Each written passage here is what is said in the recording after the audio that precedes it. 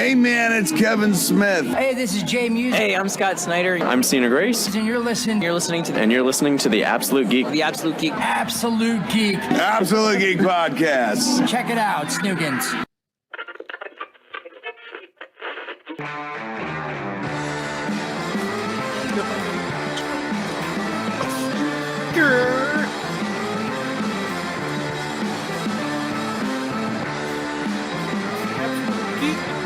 Podcast. I'm your host, Geeker. Hi, we're the Darts. Friday night in Phoenix. You're listening to the Absolute Geek Podcast. Thank you, Darts. It is Friday night in Phoenix, and you're listening to the Absolute Geeker Podcast. I am Matt. I'm Geeker. I'm Corbin. And wheezing the juice over here is Travis Rats. There you go. Travis back again, my man. He knows the only place to be Friday nights. He's got it under control. Or as we were discussing before we went live, Saturday for him because he's a man of the future. Saturday mornings, I've replaced my cartoons and Cocoa Puffs with Absolute Geeker Podcast. Absolute the Geek. Yeah, channeling your Daffy Duck there, huh? Absolute Geeker. Absolute Geek. What's going on, guys? Well, nice watermelon fucking cup, Kyle. That is a nice cup. Is it I frosted? Like that. Is it a frosted mug? Ooh. No, it's plastico. It looks like it's frosted. It looks tasty. Great cheek. You can find any of those cups at your Kooky Ants picnic. Pick them up at your next Kooky Ants picnic. That's where I stole them from. Aunt Mabel's Memorial Day barbecue. That's where you get those. Because I'm a geeker. He's a geeker. What's going All on? right. So Guys? did you guys hit up the comic book stores or what? I did. I did too. Sort of. I walked in there, walked out a book. What was it like? It was honestly. Geeker. I want to say it's like they didn't miss a beat, but there's nothing on the shelves. There's no like new release books. They had a little bit of DC stuff, but it's all mostly reprints. But there's nothing on the shelf. Yeah, pretty much. Well, it's like they didn't miss a beat where you still see the same people in there. Like everyone's coming back, but their selection on the shelves was very lacking because it's just DC. Most of their DC stuff is reprints, and then they had a little bit of new stuff, but not a whole heck of a lot. I picked up one book this week, the new Karen Gillan book. Read about 3 pages and put it down because it just wasn't my cup of tea. Yeah. Same with Red Hood and the Outlaws, which was the only book I grabbed. And it's gonna be like Marvel's only shipping every other week. So like they're shipping next week, and then the following week it's nothing but trades and omnibus, and then the week after that they're shipping new books again. So they're only shipping every other week. And it's only their main titles, like your Spider-Mans, your Venoms, some scarce X-Men stuff. It's not like the normal Marvel line where it's just all these books at one time.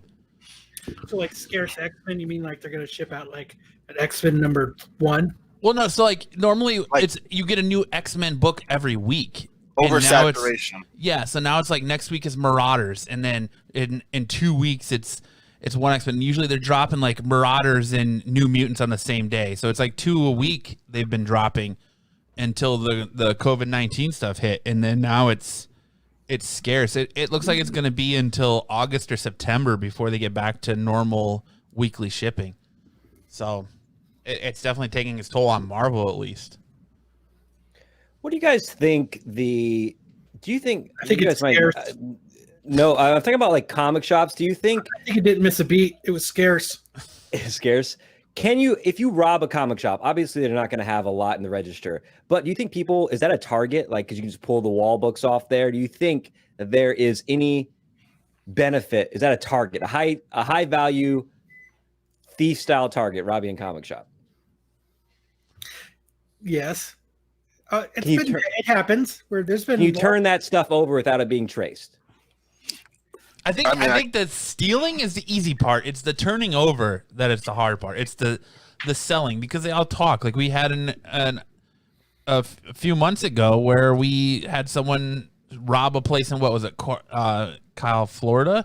Floridia. and they came all the way out here to the book or the shop in Scottsdale and tried to sell it.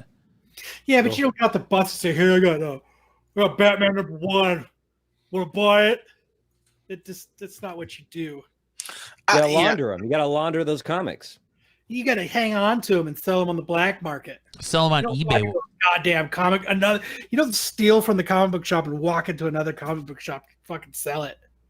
I feel like Brian would be a fantastic comic book launderer. Like if that was his name in the industry, you come to him, he starts wearing suits, and he just, you bring him your stash, he peels it off and sells it in places and makes it a clean heist. So he's going to be the Marty Bird of comic book laundering if you watch Yeah. Ozark. Yeah, Kyle's the smash man. He just breaks windows real quick, gets in there, gets out. So he does what Kyle does. He drinks some Monster and punches some drywall and steals some comics and rocks out. Calls it a day. And I head over to Brian's. And he heads over to Brian's. They launder Is some there blood on books. this comic? Nah, man, that ain't blood. It's a variant. It's a variant. that's a Kyle's blood This variant. That's a I wish I could launder comics and make money off of it. That would be great. Don't implicate yourself now, Brian. As I head away. He wishes he could allegedly launder comic books.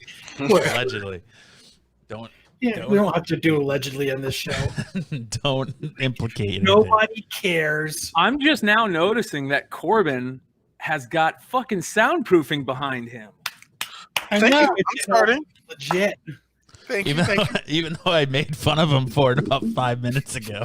Hey, I'm a cannabis user. I can't help it. Yeah. It's about time. Corbin, he's moving up in the world. I'm surprised he hasn't added a little bit more every day. It's been a one day. Okay, I'm breaking. We need to see at least 2 more pieces up there between this Friday and next Friday, Corbin. Sounds like a plan. Okay, I'll work on it. Cool. He's getting professional, y'all. Yep. All right, I'll be back, guys. Don't do me a favor. Save the fucking topic that we all want to talk about till I get back. Which topic is that? Are you talking about the Well, how cut? about Snyder? What do you guys The think? cut. Oh, you want to The talk cut. the cut? The cut. Oh! All right, I'll be right back. My All excitement right. right there. Well, I'm hyped. Snyder I am cut? hyped. I'm gonna Hype. rant on the cut. Oh, I can't wait. All right, well then, fuck. While we wait for Brian to come back from doing his other show, let's talk. I know Corbin's fucking waiting to talk Batwoman, and Ruby Rose announced today that she is leaving Batwoman after 1 season, and they're going to what's that? She did that today. No, over last week, the last couple Well, days. two Oh, days ago. I thought you said today. No. He did, but 2 days ago. Oh, did I say today? Sorry, I've been drinking. I've been drinking. But she's leaving Batwoman after 1 season, and they're going to recast the role. What? Okay, Corbin, go ahead. Yeah, which I get maybe. Okay, what I don't understand is that Ruby Rose apparently left because of the long hours. I'm sorry. You are the main character in a regular TV show. You were going to be doing a lot of hours on said role. Now, before that, she was, for whatever celebrity she had beforehand, I think MTV or whatever, and then she had supporting roles. I know in John Wick 2, if I remember, and then Orange Is the New Black as like a supporting character. So this might be the first time that she's been like cast as like the main person for a long running series. But I'm mad for the reasons, because I can respect someone leaving a show. It's fine. It's Batwoman on the CW. I kind of have issues with it already, just the show. But my argument is that the show, like they're using this right now to go, oh, see, even Ruby Rose knows the show's trash. It's not. Like if you actually watched it, I get no, it is not, Kyle. I've watched 7 episodes of this. All right, listen. There is some good storylines and themes there. Obviously, when you're talking about a DC property on the CW, you're going to get an element of, for lack of a better word, like I don't want to say social justice. Like, So hold on, let me cut you off real quick. You're telling me that the true Batman fan you are, yes, the man amongst boys here, the Batman fan against casual Batman fans, you're okay with them bringing Hush into this series? Now listen, I wasn't a fan of that. I like the way they're going with it now because they're using Hush almost like a surrogate for Bruce Wayne because they can't use Bruce Wayne or They Batman. did. Like, The final episode of the season, they debuted Bruce exactly, Wayne. but they're using him being Bruce Wayne. You still do not have Bruce Wayne in it. I think that's, we won't know with Ruby Rose, but I think there's another avenue to He uncover. appears on the show. I think he's in it. I'm just saying. He shows His up in a face magazine. appeared on the show. It's He's not, in it. but you get what I mean. It's a way of putting Bruce Wayne in without putting Batman in, because you can't put Batman in the show. So that's why I like that they are using this to further uncover more about Bruce Wayne. Because honestly, Bruce Wayne leaving Gotham was the flimsiest excuse ever for Batwoman to be around.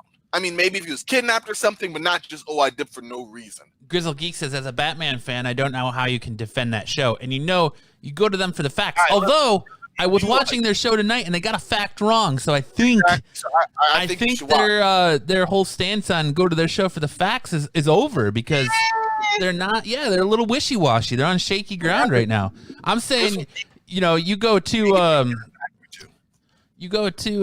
some other show for the facts. This one particularly. Hey, You go to Corbin, can I Comic ask you- Exposure for the facts. Yeah, definitely not for the facts. That's a strong opinion piece. I was like, no. Yeah. So let's say it's Batwoman, not Batgirl, right? I always forget which one is the okay. So Batwoman. If someone's a Batman fan, likes the Batman universe, likes Batman stories, what itch is that show scratching? What are they tapping into and doing well for like a Bat story? Like what is it? A tone? Is it?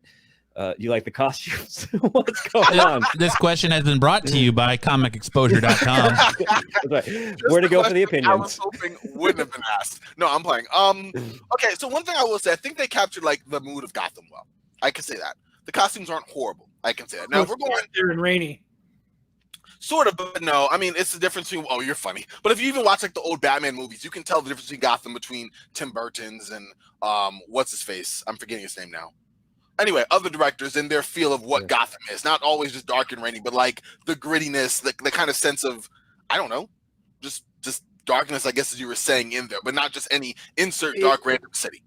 Is it mostly sets, or do they do a lot of exterior shots in a specific city like LA? They did and some stuff? pretty exterior shots, and I think they did a lot of it in Chicago.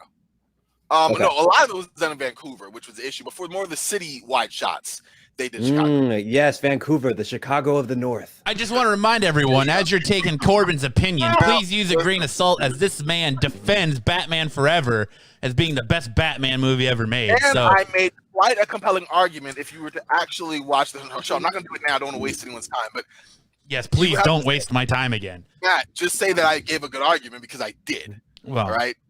Anybody wants to talk about it in the chat, I'm free. You argued. I'll give you that. You argued. Okay, but to go back to to answer your question, Travis, aside from that, and maybe the costumes, and I like that they are at least looking for other characters from like lesser known comics. I mean, not even lesser known comics. It had Magpie in it. You have Hush was a crazy major one, but aside from that, I disagree with some of the creative choices in the show.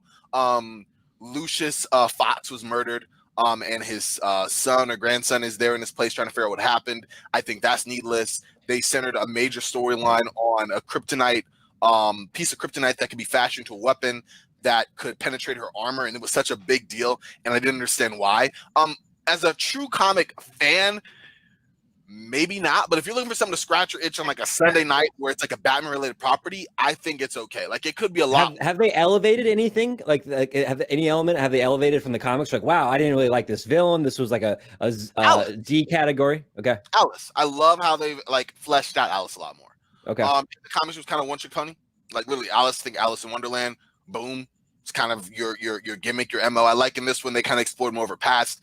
In some cases, maybe too much, but they brought it out so that she's still the villain of the story, but there's a lot more layers to it, and her relationship with Batwoman has changed to more than she's just my sister, even though that's like a compelling one. So I think in some of them they've done well. What's this? I think the Batwoman character has been done pretty well. Luke Fox, a relatively new character, at least for this. I like the way they're kind of progressing him. So it's fine. I mean, again, it's weird because it gets so much crap because of the show that it is on CW. And to be fair, CW does this fair amount of stuff that's nothing to do with the actual story that they insert, the weird love triangles and all this stuff that really just makes for like soap opera TV, but lacks anything of like a Batman fan. You're like, why do I care about Batman's ex dating this other girl? Like that doesn't mean anything to me. but I think that it gets too much flack for not being a decent show because nobody watches it. They just go, "Oh, Batwoman sucks. It's on CW." Da da da. And then those people, they become the theme of the show, and I think that's kind of ridiculous. Watch the damn show once in a while. That's my argument. But aside from that, I think Ruby Rose leaving has brought more. Probably the most attention has got to the show since Ruby Rose was cast as Batwoman. Just because now people can go back and go, "Oh, well, she left Batwoman because the show's crap." No, and that's my whole gist of it, really. But I mean, I would give it like a C. It's not. You're not watching great, high quality DC content on the CW, so it's not amazing. Like it's not something I would say, "Oh, check it out, Travis. You're really sleeping on it." But it's a lot better than what the overall theory is. Okay. It's So- garbage. It is not, Travis. It's not garbage. How much have you watched, Travis? Have you watched? I mean, not I Travis. haven't watched Have you any of watched it. an episode, Kyle? What? Have you watched an episode of it? The first episode, it was garbage. All I know, You gonna judge it on a pilot? all I know is if we've watched anything or learned anything from Batman comics, Batman has an issue with killing the Joker. He has drawn that line. He has had opportunity after opportunity to end the Joker's life, and he never does it. But yet in this show, they hint that the reason he dipped out is because he killed the Joker. That's a red herring. Beep, beep, bop, beep, bop. I'm okay with that. I'm okay if that's what they're hinting at. I mean, they're taking a different direction. They're switching the motivations of the characters, but yeah, I don't know. I just like some of that dialogue. I'd like to do. Can we get that first episode script and do a dramatic reading here on the Absolute Geekster podcast? God, that'd be awesome. That would be awesome. Oh no. Geekster! Grizzle Geek says, "That okay from Travis says it all." I agree. Yeah, I watched the pilot and then I watched the Crisis on Infinite Earths crossover episode, and I'm not a fan. You know, it's interesting the stance after the one season, because at the beginning I was the one defending Ruby Rose to Corbin, and now Corbin is sitting here trying to defend the show to all of us. That is kind of funny, the inverse. To be fair, again, in defense of that went on Crisis Infinite Earths, Caroline Dries, one of the executive producer behind the show, basically didn't even want Batwoman to be a part of that, but they had to. There was a CW mandate. So I don't think that, like, they tried to make the best of what they had in the situation, but if it was up to them, they wouldn't have even had Batwoman in it. And it turned out that a character from the Crisis ended up being part of the main storyline, so it ended up being even more positive. But I'm just saying, don't judge it off of that Crisis episode just on its own merit.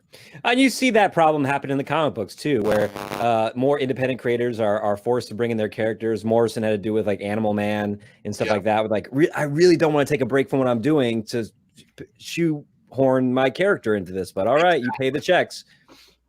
And that's just that's just what happened. And to be fair, it was like they centered on, if you're going to do a Crisis thing, you might as well center on the classic Batman-Superman dynamic with Batwoman and Supergirl and the Kryptonite. And, I have no powers. What does that mean with someone who does in a TV version of it? So it's not like they did the best what they had, but that's exactly my argument. Like, if they didn't want to go that way, who knows how more grounded the show would have been without having to go extraterrestrial like that. So let's put your conspiracy. What were you going to say, Kyle?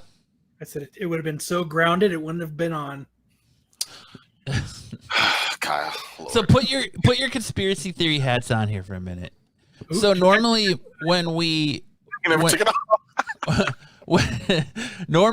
they cast these shows, Arrow, Flash, Legends, they make you sign multiple season deals. So they're letting Ruby Rose walk away after one season. Do you think it's really because it's too time consuming for her? Because why would you say it's too time consuming when it's a guaranteed paycheck? In a world where we live in now, where we don't know when movies are coming back and we don't know when they're going to let you start filming movies again, and a TV set it's a little bit more you know what? to control. She's got life, man. She's got shit to do. Yeah, apparently. Dude, I hate that my job gets in the way of shit that I want to do too. So I kind of understand where she's coming from. There's hours of the day, man, and working consumes those. Well, I think she took that show. She took that show too when her star was rising, and so I wonder if she didn't see much traction as far as some of the other opportunities she was getting, or other opportunities came around, and it just and she's like, I want my career to go in this direction now. Maybe but that she's initial not payday exploding. Like, you would expect to see her in like so many things, and she's not. Like, you don't see I think her. that Batgirl thing put her in the cooler a little bit. I think that you kind of get pigeonholed as that CW actor. And how many CW actors have we seen come out and do things beyond that?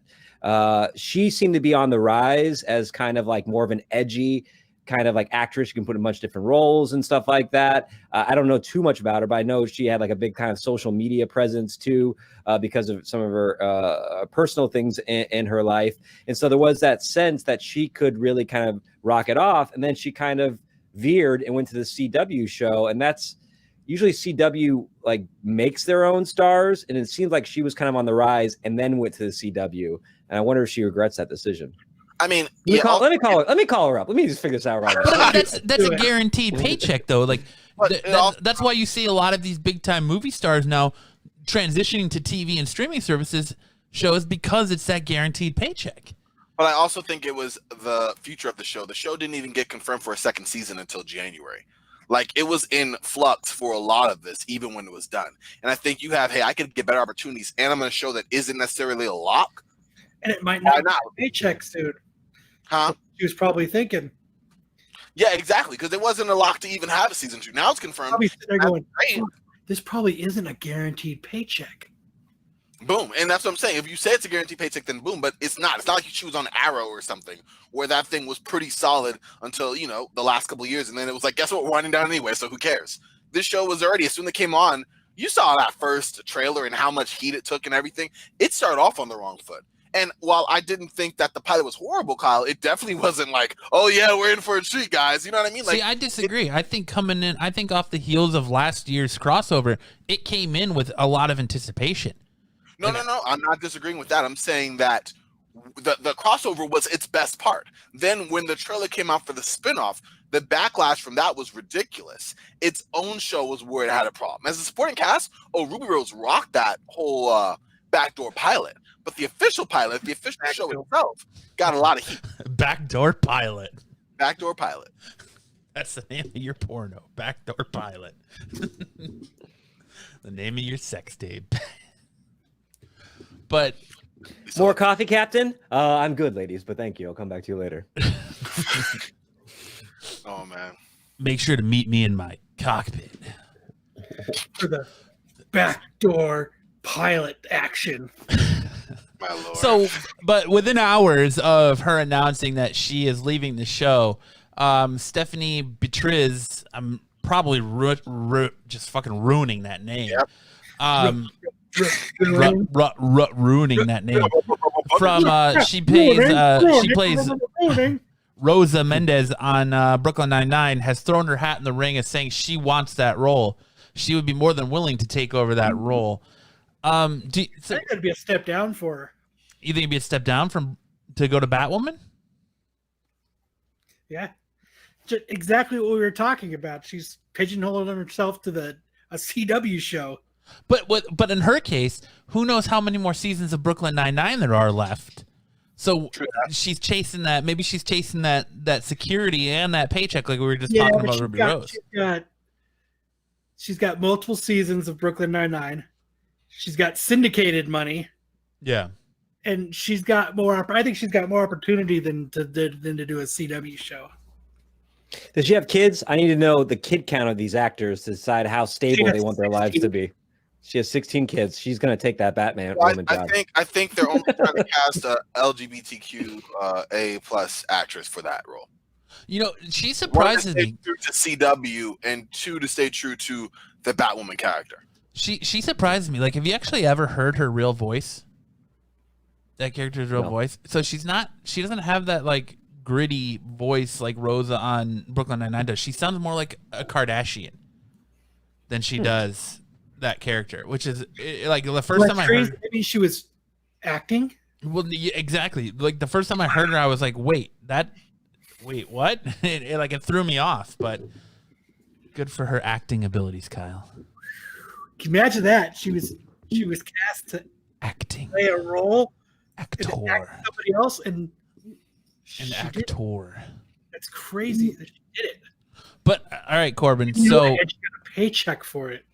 do you think a season 2?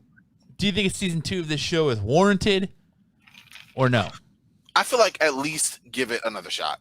I mean, is it warranted per se? Like I said, the finale was actually pretty decent. So I think it was pretty solid. It gives you at least promise that they're gonna pick it up now and that they have more confidence to make the start strong. So I say, with that being said, go for it. You know, now after the end of season 2, if it ends anywhere like it did this first season, then no, because at this point you've already had your direction of the show, and it's not like a resounding onward. But right now, CW, especially with the DC universe, is in like a state of flux with everything going on. All right, so I need a fact checker here, because Grizzle Geek says Sonya Deville from WWE and Jade Taylor from The Magicians want the role. I have yet to hear that. Say that is false. But I can personally say, no, I'm just kidding. I don't know. I don't know if I trust them for the facts anymore after I watched them today get facts wrong. Oh, Mike. I might need a fact checker on that one. Where's Lance when we need him? The professional fact checker. Still haven't said what they got wrong. I can't remember. I've been drinking. I can't remember. Oh, no. So they were talking about, which we can go into this topic too. So the dude who's going to be in the Mandalorian. So are we just repeating everything that No. But Geek just did? No. So No. It's the news, Kyle. Timothy Olyphant, who is Olyphant. Thank you. I can't pronounce names. I'm a retard. Timothy Olyphant, who is going to be in the new Mandalorian in Boba Fett's armor. He was just cast in that Mandalorian, who was also in Justified and The New Girl. They were talking about a zombie show on Netflix he was in, and Mike says it was Z Nation, but it was Santa Clara Diet. So he got the facts wrong. What's that? Clarita? Santa Clarita Diet. What did I say, Claret? I can't talk right now. I'm just gonna shut up and let Kyle take over, because I obviously drinking for me. I'm not on Kyle's level. I can't drink and podcast at the same time. I don't think a lot of people can do that. This is a rare skill. Kyle's got it's a super ability. Kyle has it for moments. So, yeah, we should just let Travis host it. I don't fucking know. I dig it. I think that Timothy Olyphant looks like seems like probably the biggest asshole on it, you know, like outside of acting, like a horrible person probably to work with. And these are facts. These are facts. I like how Matt, you used his credit on The New Girl or The Girl Next Door. Yeah. Because I love him in that role. I think he's a charming motherfucker. I think he can play humor well and Justified. He can kind of play that steely-eyed. We even saw him in what's the Tarantino new one? Once Upon a Time in Hollywood. He had a small part in that where he kind of played that bandito kind of character. So I think he can play. You stick him in some armor and you play him like a hardcore, steely-eyed kind of character. I think he can carry that off. If they want to go a little bit lighter, I think he's got the chops for that. I think that didn't put me off at all when I heard that as well. I'm excited. I like him as an actor. Even though I get him in Fergie's husband confused often. But I think he's an awesome actor, and I'm excited to see him in The Mandalorian. I'm interested to see where they go with that, as far as him wearing Boba Fett's armor. He plays cowboys. You know, he did it in Deadwood and Justified, and I think the way they're going with the Mandalorian is a Western, so why not put like a certified grade A modern cowboy actor in that role? I mean, he's going to feel real comfortable with that type of dialogue, with that type of action and stuff. Josh Duhamel is his name. That's Fergie's husband. Is that the dude from the Girl Next Door? Josh Duhamel? No, Duhamel. I can't pronounce Duhamel. Duhamel. Clara Diet? No. He's not. He's from Las Vegas. He was in the first Transformers movie. Yeah, he was in that. Yeah. Yeah, he's in the Santa Clarita Diet. No, that's the other dude. That's the other dude we were just talking about. Which dude? God damn it, Kyle.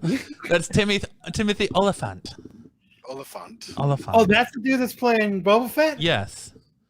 Well, he's gonna wear Boba Fett's armor, Oh shit, that's cool. I like that dude. and he was also in Deadwood and The Girl That's Next Door. No, Fergie's husband is somebody else. God damn it! I get those two confused. But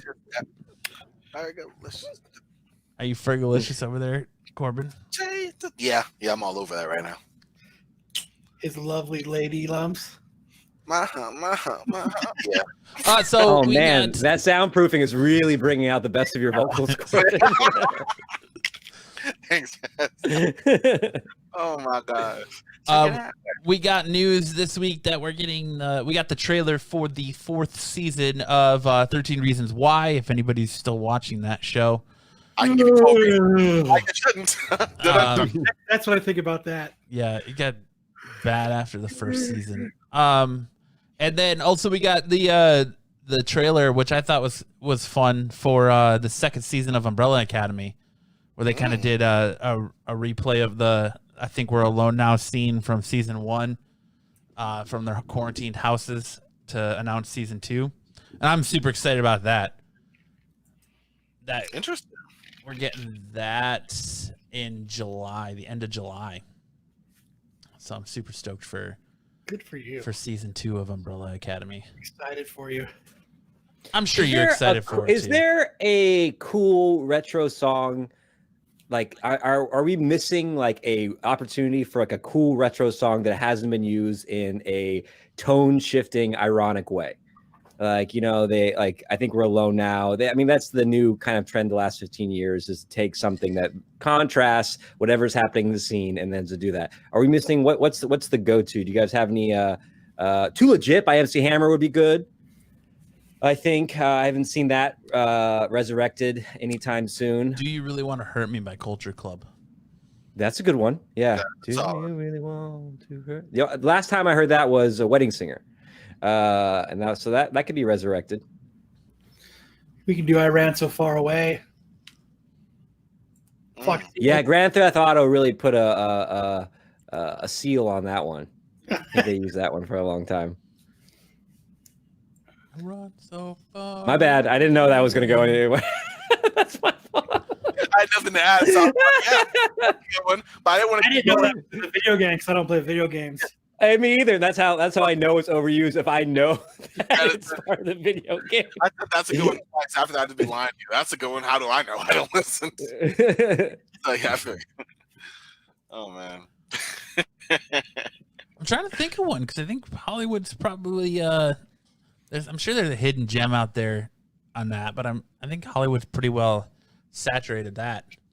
I just was rewatching a little bit of Preacher, the series, and they went deep with every fight scene was this kind of use of these old songs. I don't think they paired them up very well. I feel like they just kind of stick them in there and on top of the choreography and just let it roll. I like it when they kind of build the scene with the song in mind. That seems to have a better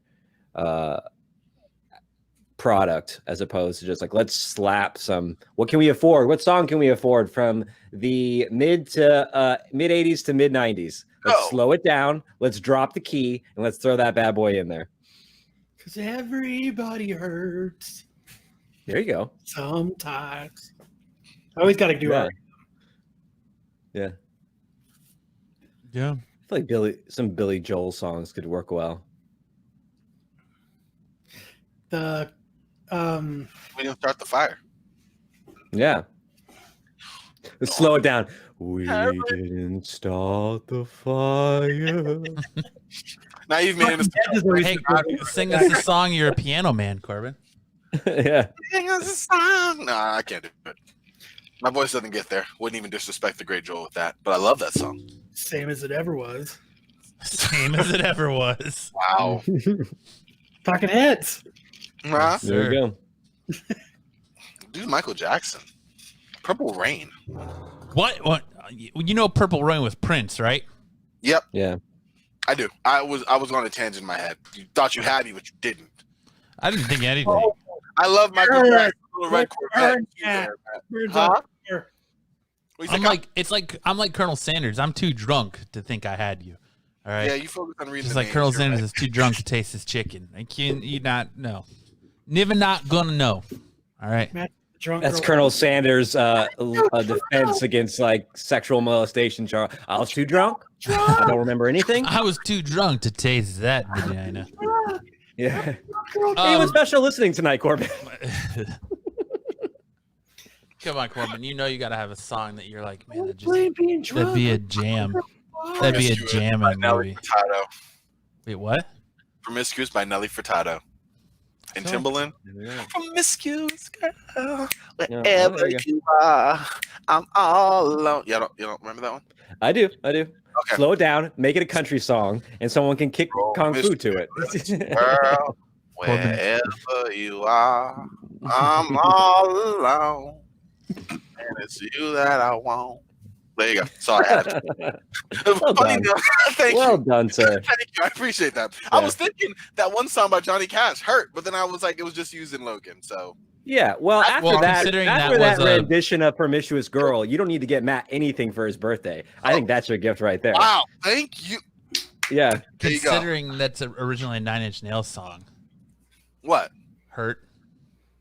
I'll Original. hurt myself. Yes, it's a yeah. Nine Yeah, Inch it Nails was. song. Don't ever give. Cash did it better. I disagree. What do you think, Whoa. Kyle? Oh, dude, I always go with Nine Inch Nails. Wow. Nine I had Inch this Nails. argument with Dubia. I mean, Not me, baby. I Cash can't did a great fault job, Bob but, going like- with the original. Like it's the original, so you can't fault that. But I love Cash version. What were you gonna say, Kyle? I'm sorry, yeah. My bad. Before Corbin so rudely interrupted. I'm sorry, They killed it, and that's his song. Yeah. There's just so much behind it. I mean, I argued with Nubia about it because we've had so many arguments about it. Johnny Cash does better. No, ma'am, that's an incorrect statement. Cash better. Hashtag Cash better. No. I like Cash too. I like Cash better. Yeah, Nine Inch Nails might have birthed it, but they raised it into a latchkey kid. Johnny Cash adopted it, gave it a its own bedroom. Yep. You know, Oh, would stay up late latchkey playing kid, board huh? games with it. You know, would talk about it. Latchkey You kid, know, he says. yeah. Wow. You're right. You're right. I agree with you, Michael. Yes, I agree as well. Nine Inch Nails is a better version of that song. That's not what he said. Mike, that is exactly what Michael said. Oh, I thought you were talking about Travis. Michael, I Then thought he retracted it. we just said that we don't go to Grizzle Geek for the facts anymore. No, I'm we talking didn't about start the Michael fire. Stout. But it's always been burning. So Oh. the world's been turning. Shout out to Michael Stout. You're wrong. No, I'm playing. Cool though. That was a good one. I'm gonna think about that all night. Random songs. Sexy Back, Justin Timberlake. Oh, dude, that should be in everything. I'm bringing sexy back. Yeah, JT, man, fucking JT. there you go.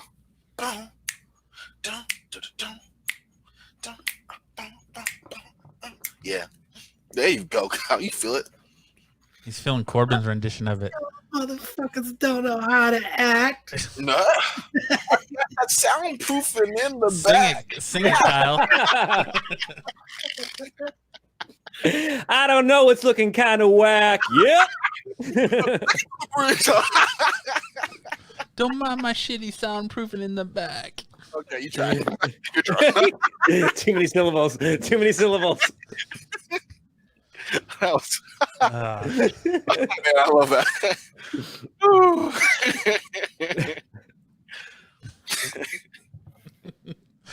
oh man, that's good. So the Spider Universe, Sony is moving forward with developing their Spider Universe, where they announced we're getting a Madam Web movie, which is a little weird because does anybody outside of maybe comic book fans or people who watch the animated series really know who Madam Web is? And how are you going to have Madam Web be such a compelling character that you can derive a movie around her? But does it get maybe that it gets us one step closer to a Spider-Verse movie, because maybe she somehow intertwines dimensions and times with us getting a live action Tobey Maguire, Andrew Garfield, and Tom Holland Spider-Man movie. It's a possibility. And not just Madam Web, though.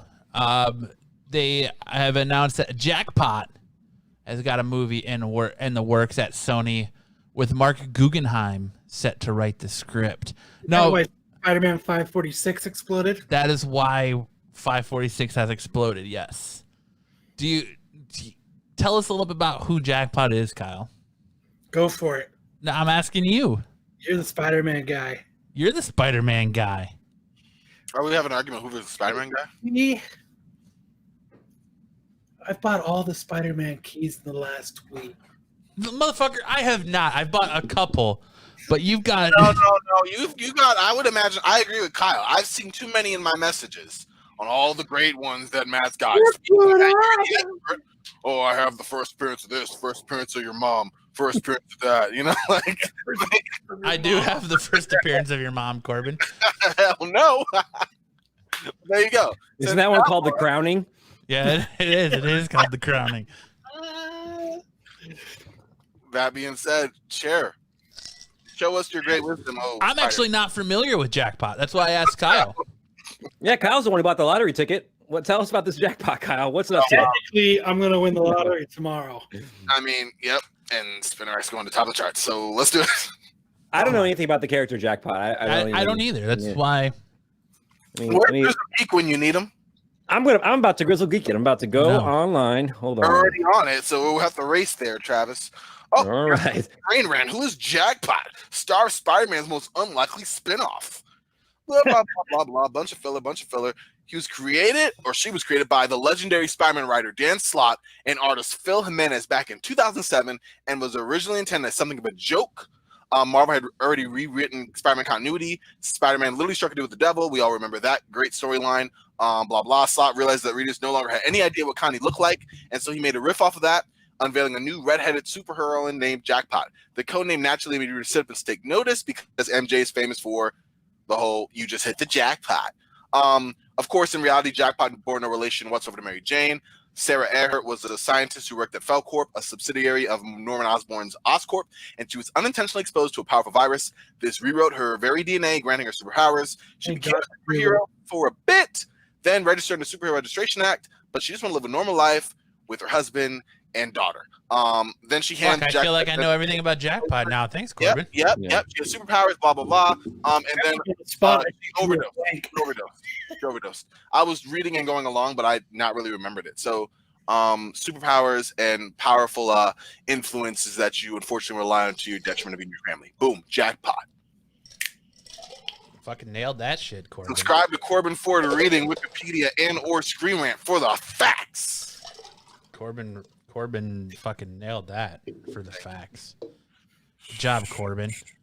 Shout out to Grizzle. Thank you, Matt. I went to go put that book up like 2 weeks ago. I'm gonna put this on eBay because I got a couple of them. So I'm gonna, I was, putting my doubles up. It's like, it's only going for a couple bucks. I'm just not gonna worry about it. Like 2 weeks later, now it's like in Matt's world, only a $25 book.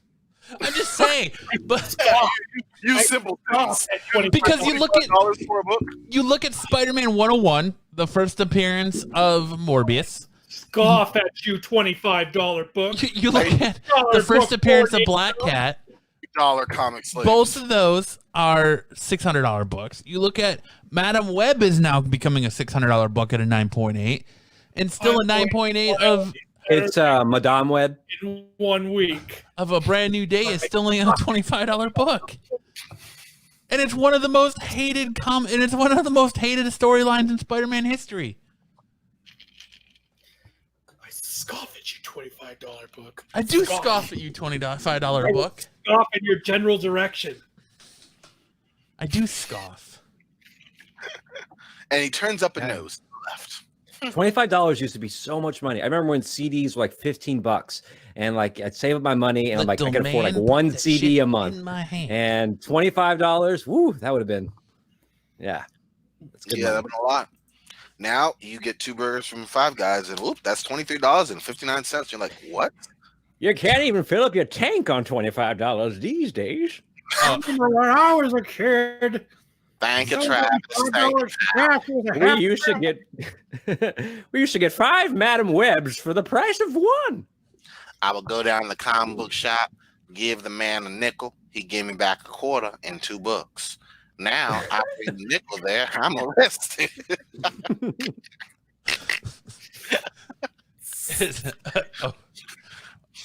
Okay. Then I go. Sir, you're not allowed to bring those. Sir, you gotta take those nickels back.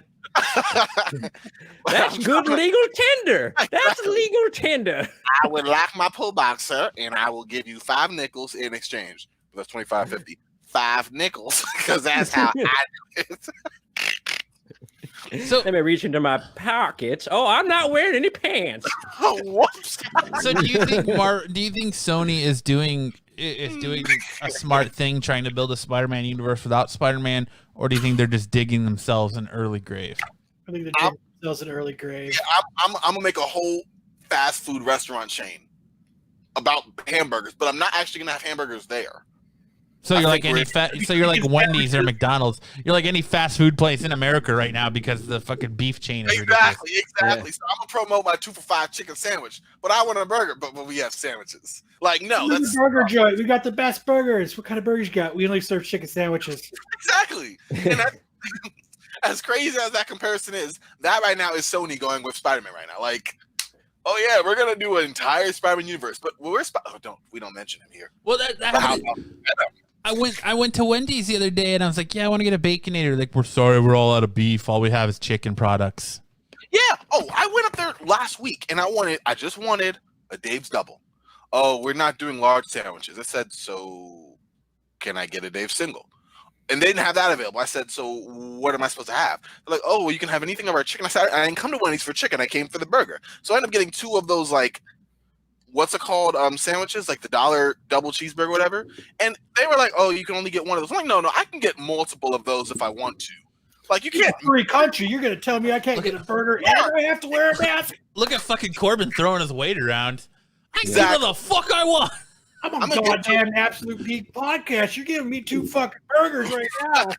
I got the 5 for $5 right now, and you're going to throw extra burger in there because those 2 together might make me imagine I'm having a double. It's ridiculous. Like, close down your shop. You can't serve burgers. Corbin, I didn't come to you for chicken. Corbin, do you know who I am? I have connections, goddammit. Dude, are you kidding me right now? Do you know who the fuck I am? Exactly. Oh, two Geekster burgers drizzled in some grizzled geek. Can I get some? To answer your question, Matt, I think that the Spider-Man thing. Here's my thing with Spider-Man. When I think about Spider-Man today, I think people as a whole, are more familiar with the iconography of Spider-Man, and I don't think there's really that definitive take on Spider-Man in film. They're starting to build it with the Tom Holland and the Spider-Verse, but I think unlike Batman, which everyone kind of has like this is who Batman is. These are the boundaries of Batman. These are the tales of Batman. I don't think the film version of Spider-Man, I don't think it's there yet. I don't think that they have built that enough. And instead of focusing on the ancillary characters, I would really focus on just telling some really great Spider-Man stories and really expanding that. It's tougher with Spider-Man because Spider-Man has some decent runs. I'm using my hands here. I don't know what I'm doing. No. I'm laughing at Michael Stoddard says Corbin's got some major white people problems. God damn, Karen, calm down. Oh, wow. Get out of here with that.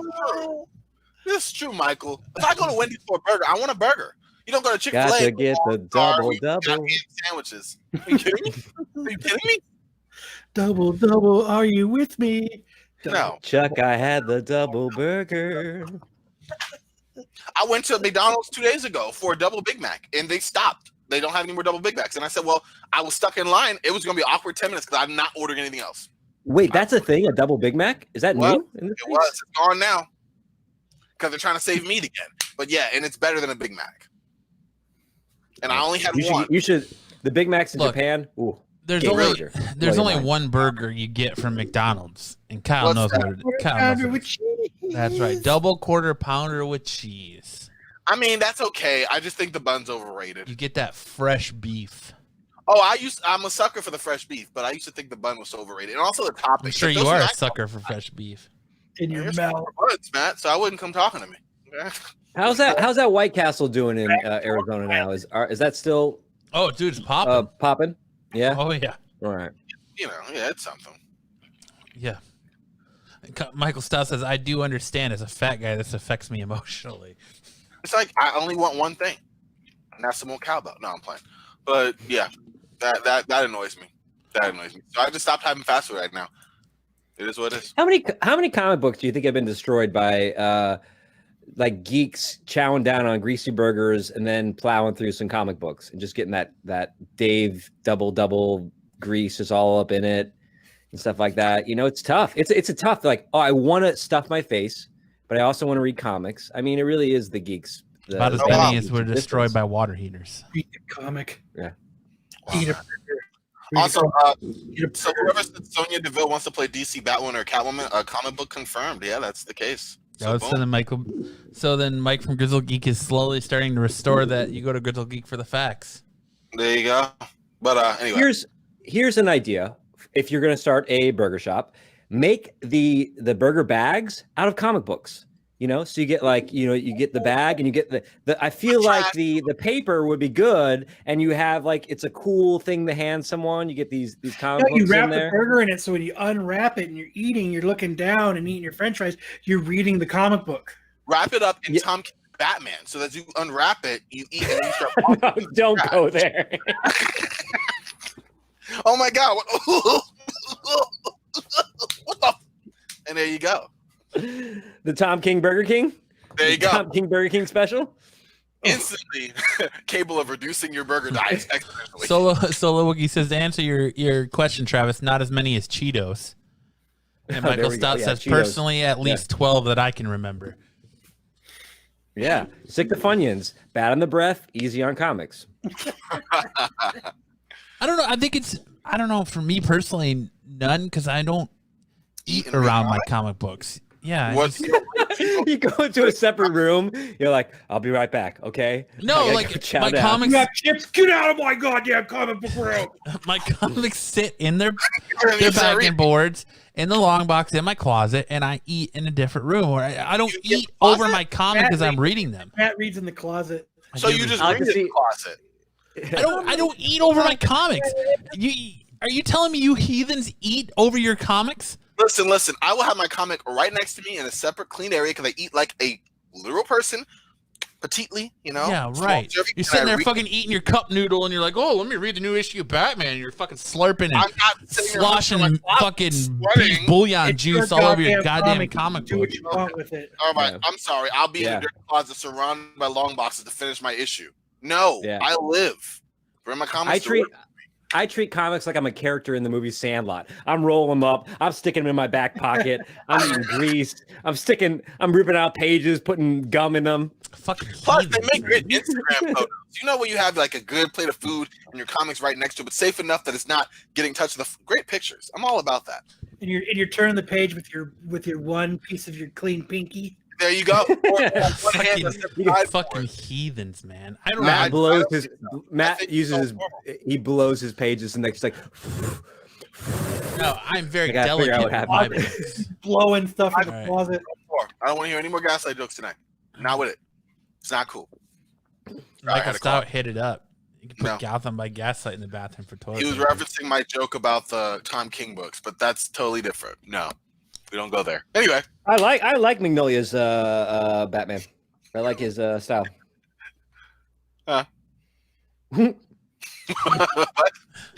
Magnolia's version of Batman. Okay. Yeah. I was like, come again. And that's all I'll say about Gotham by Gaslight. There we go. We're done. That's all I gotta say about that. Look, but back to Spider-Man and their Sony. Why don't they just build their universe around Miles Morales? Why do they even give a shit about Peter Parker anymore? Let the Marvel Cinematic Universe have Peter Parker and just build around Miles. That's not a bad idea. That's actually a pretty good idea. But because it's a good idea, they're not going to use it. I think that's as simple as that. Because you're right. Like, it was such a resounding success. You have your own universe you could play with, your own little playground. Why not do that? But because it's a good idea, you're going to build around Eddie Brock and make him the hero/anti-hero and hope on a pipe dream that will somehow have Spider-Man into the mix. And then make Eddie a villain? Or is Spider-Man a villain? Or it doesn't matter because they'll team up against Woody Harrelson for the second time? I don't know. I don't know if Sony has a plan. Sometimes I really wonder this. Like, how do execs in positions of power related to comic book properties have like zero idea of what works and what doesn't work, but they have all the control? Like, how do you get there? Huh? Money? I bet you it makes money. Then let's do it.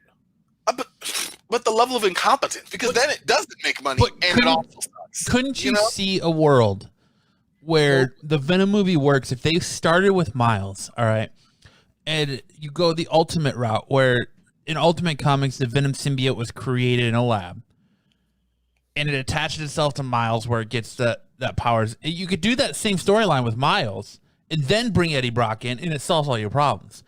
Now you want to build this universe around Peter Parker without having this Peter Parker involved in this universe, and Venom doesn't work now. Yeah, I don't understand how they're going to make that work. I mean, like I was saying, Venom, the symbiote killed Miles' mom in the comic, so I'm not really sure how that would work either. If you're going to make, but I'm saying you can insert Miles in Peter's role and build around it. You can get away from the fact that it kills Miles' mom in the comic. But then you're going to have them both as protagonists, or you're going to have steer away where you can have Eddie have issues with Miles, or Miles have issues with Eddie because he's wearing the Venom symbiote, instead of what you're going to have now, where you're trying to insert. They're trying to attach themselves to the MCU because they see the MCU makes us money. You know, they weren't making shit on Spider-Man before the MCU brought Tom Holland in, and we're like, all right, well, we're going to split. So now they're trying to use Morbius to attach to it. And then there's rumors they're going to try to sink Venom into it. But at this point, how does Venom and Spider-Man fit? There's that clash is not there anymore. That reason for Eddie Brock to hate Peter Parker isn't there. Would you say the Venom in the relationship is lacking? No, whatever. Forget y'all. I think fight at that one. Like, I think what you're talking about to go to like more of a macro picture of it. I think one of the reasons for success for the Marvel movies and the reason that we fell in love with comics. I'll speak proverbially. We fell into comics is because at a young age you got a little bit of that dose of that continuity. And I remember as a kid, continuity was everything. Like, that's why, X-Men in the early 90s is all about the continuity. And that's kind of what you felt, at least for me, that's why I fell in love with comics, is because that was really the only form that was giving me this long form continuity where you felt like you were in a special club and that I think as human beings, our mind loves to register things. It makes us feel smarter. It makes us feel more connected when we're like, oh, that's from that. And I recognize that. So now I'm a good reader or a good viewer. I'm a good boy. I'm a good boy. I'm a good boy. And Marvel captured that experience and put it in cinema so that the average Joe got that kick that we always had because we were reading comics from little kids. But that's a rare thing, this idea of long form continuity. And it's a really addictive thing. Now, and when I came back in the comics as an adult, I just want good stories. I'll hop around from a writer and artist I like and read their runs out of order and just enjoy them. But I remember that first dose of continuity was so intoxicating. And I think now the general viewing public has gotten that. And so the stuff that you're talking about, Matt, as far as like, how do we tie in Venom into like a Miles Morales story? For me, I'm like, I don't give a shit. But you make a good point because that is, I think, the most, if not one of the most successful ingredients with Marvel is making continuity a tangible product for the masses. That was eloquently done. Wow. Yeah, because I mean, if you listen to any one of the hundreds of thousands of geek podcasts out there, continuity is king, and it still even is king. And you want to see these stories played out on the big screen, but you want to see them the way you read them. You don't want to see like Eddie Brock, Venom. You don't want to see Venom without that Spider-Man relationship. The way it is now, it's set up now. There is no reason, and there's no conflict to have Venom, Eddie Brock, to have any sort of conflict with Peter Parker. And that's why the Venom symbiote attached himself to Eddie Brock in the first place, is because Spider-Man rejected the symbiote, and Eddie Brock had disdain and in just pure hatred for Peter Parker because he thought Peter Parker ruined his life, that those two, the symbiote attached itself to Eddie for a common enemy because they had a common enemy in Peter Parker and Spider-Man. You don't have that. Yeah, I understand what you're saying. When you say like continuity is king into making your argument there, I feel that continuity is an essential stepping stone, but I think like a lot of older comic book readers, you kind of grow past that. And do you think we'll hit that stage with film? With now that we've given that initial dose and that initial high of continuity, is the general public going to go through that same kind of evolution that as comic book readers, as we've matured, have gone through? And you're like, continuity is great if you can make it fit. If not, I will go with you if you tell me a good story. Well, I don't think continuity matters in mainstream cinema because their target audience isn't us or the thousands that do this kind of thing. It's the masses. It's the people that are just going there for a good movie. It's not people that are the comic book fan. It's not people that are attached and love to the core source material. What were you gonna say, Kyle? I think the continuity is what Marvel did good with all the movies, is to feel they got everybody to stay connected because there was something that was connecting all these movies together. So all these people that were unsure of this, it gave them a reason to connect to all these, and knowing that this happened in this movie, so they have to see this movie. I think that's what did it. Yeah. But now I think with continuity, I think what it taps into is, this is so, I'm about to say something. It's so lame, but I think there's this, and I think that this, quarantine stuff has kind of emphasized this. There's this general kind of loneliness as we have as human beings, and continuity seems to tap into that. It is that things are connected, and that the things that happen over here, and you're a part of it, and you're a part of this bigger thing.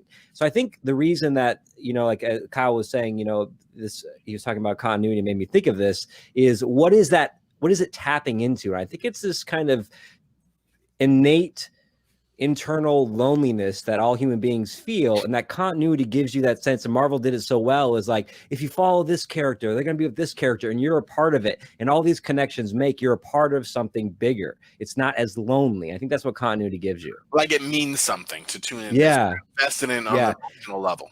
And so when you betray it, like go back to what Matt was talking about how to make that connection work between Venom and Miles, if you don't do it right and you betray it, it does, things kind of crumble around it. And sometimes your audience looks more at the holes in the continuity than at the movie itself or the book itself as far as the quality of it. Well, do you think that we're in a time where comic book fans need to get over continuity, where we hold that continuity is key? And a lot of the big argument is this movie, and I'm guilty of it too, like with the X-Men movies. Kyle loves the X-Men movies. I don't like them because they're not as true to the source material as like. Do you think we live in a time now where we need to quit being so anal or so stuck on the continuity, and we just need to look at it more like, as long as it's a good story, we roll with the punches? That's an excellent question. For me, I would say if continuity keeps people reading comics at a certain level, and it's responsible for a lot of the sales that happen in it, then absolutely keep it, because we need to keep this medium alive by any means necessary. However, what I would like to see is, I would like to see more trust put into the creators to tell good stories, even if it's outside continuity. That you can that a new creator can come onto a Batman run, and they're getting better at this, where if you're a new creator, if you're taking over for Tom King, you can come in and you can kind of have to a certain degree continuity changes, and we accept that as part of that process of handing over the baton. And so I think we're getting better at that as a comic book community, but I think it's levels. I think that continuity is so important for getting young readers into comics, because it is that thing. It is that endorphin rush. It is that sense of continuity builds a sense of community. Oh, I'll put that on a t-shirt. Continuity builds a sense of community. And I think if that's what gets you into comics, great. But my hope is as a storyteller is that you will eventually be able to see beyond the continuity and appreciate more the storytelling of the team telling you that particular story with the character. You know who I think got the comic book versus the non-comic book audiences to make it work well? I think The Walking Dead did it really good. Mm-hmm. Yes. It took the meat and potatoes of the comics. It took enough that the comic book reader who knew the stories were like, okay, I see what's going on, but they took it and they made it their own thing to the people who aren't into the comic books and still made it into something that was good as well. And I think that if like even like the X-Men movies, if they were to take that and take the meat and potatoes and do it right and still make a story around it, I still think it would kind of please everybody. Mm-hmm. Yeah. So that makes sense. There's a balance for sure. I think that was eloquently said, Cal. I agree 100%. Walking Dead has done it best. But so let's put it this way. So your elevator pitch, you are the head of Sony, all right? And they want to expand the Spider-Man universe. What do? Do you walk in there and go, we need to build off these characters in the current Spider-Man Peter Parker universe? Or do you go in a different direction? Because me personally, I think there's $1 billion being left on the table by the fact that they're not using more Spider-Gwen. They're not using more Miles Morales. They're leaving billions of dollars laying there by focusing on the Peter Parker aspect of everything and trying to build this universe around that character and his stuff rather than focusing more on Miles and Gwen and the different directions, or even Spider-Man 2099, Miguel O'Hara. There's different directions they could go, I think, with these characters that they're not focusing on. I mean, that makes sense. Focus. I'm sorry, Corbin. Go ahead. No, I'm saying again, it's the question with no answer. Hey, random person, do you know who Spider-Man is, or do you know who Spider-Gwen is? I think right now we live in a time where people are going to be like both. You know, Spider-Gwen is got a huge following. So you're banking there's a more educated comic community out there, that the mainstream fan is a lot more in tune with who these characters are. Well, that just goes against what you said 5 minutes ago. Huh? But why paint yourself in a corner and present problems trying to build movies out of this rogues gallery revolved around Peter Parker without a Peter Parker? Because a lot of them don't work without that pivotal piece, which is Peter Parker, Spider-Man, and focus more on building it around Spider-Gwen or building it around Miles. So take a signature character a la MCU with Iron Man, a character that you have the rights to, and just make him the main character of this universe, basically. Yeah, because to me it seems like Sony is trying to build a universe without the most pivotal part in Spider-Man. You know, they're trying to build a universe with these characters, but the reason that you care about these characters and the reason for you to care about these characters and the reason that these characters are relevant is missing. Because you don't have that pivotal pillar in Peter Parker being there. With which to rely on. And right. Yeah. You aren't lying.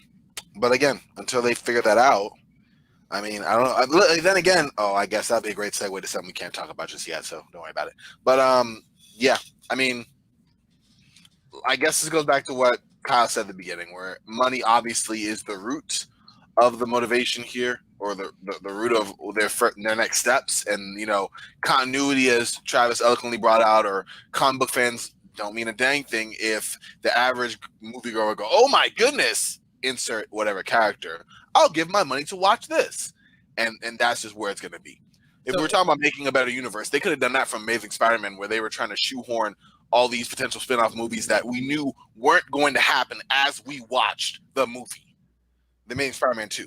And they had a Sinister Six spinoff and this spinoff and that spinoff.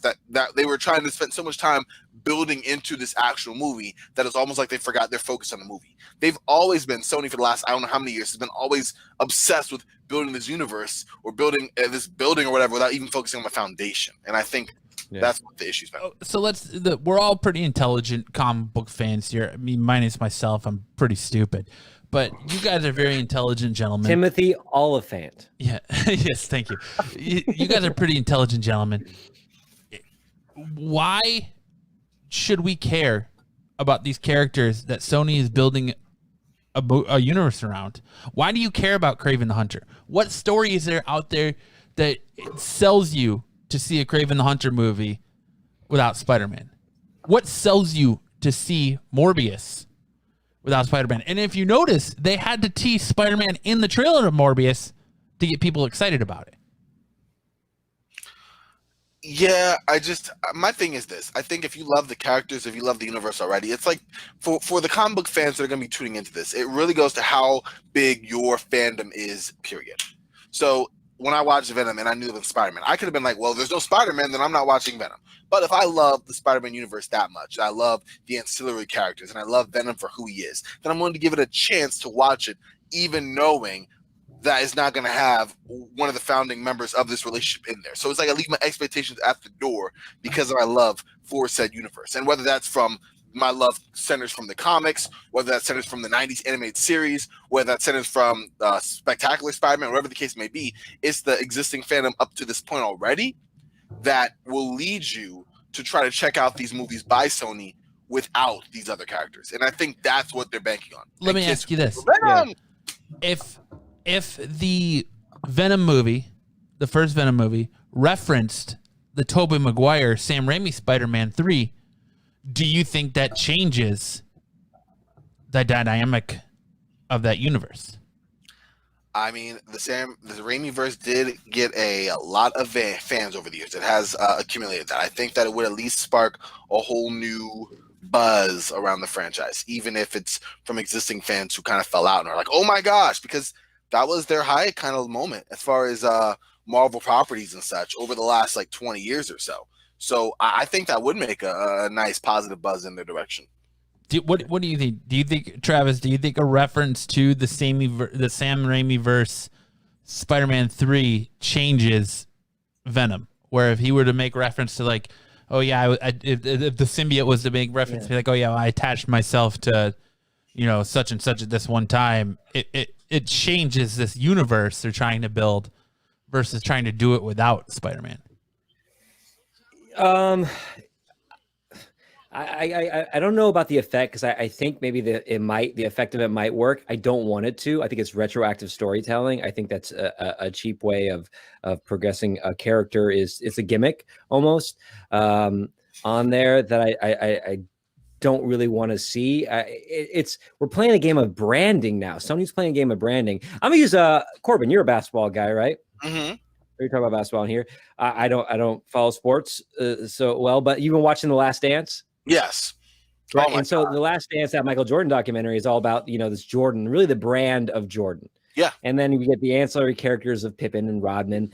But you also get some of these things. And it feels like Sony is trying to pull like the 6th, 7th man on a basketball team with a star on it. And like Matt was saying, trying to give them their own brand. Right.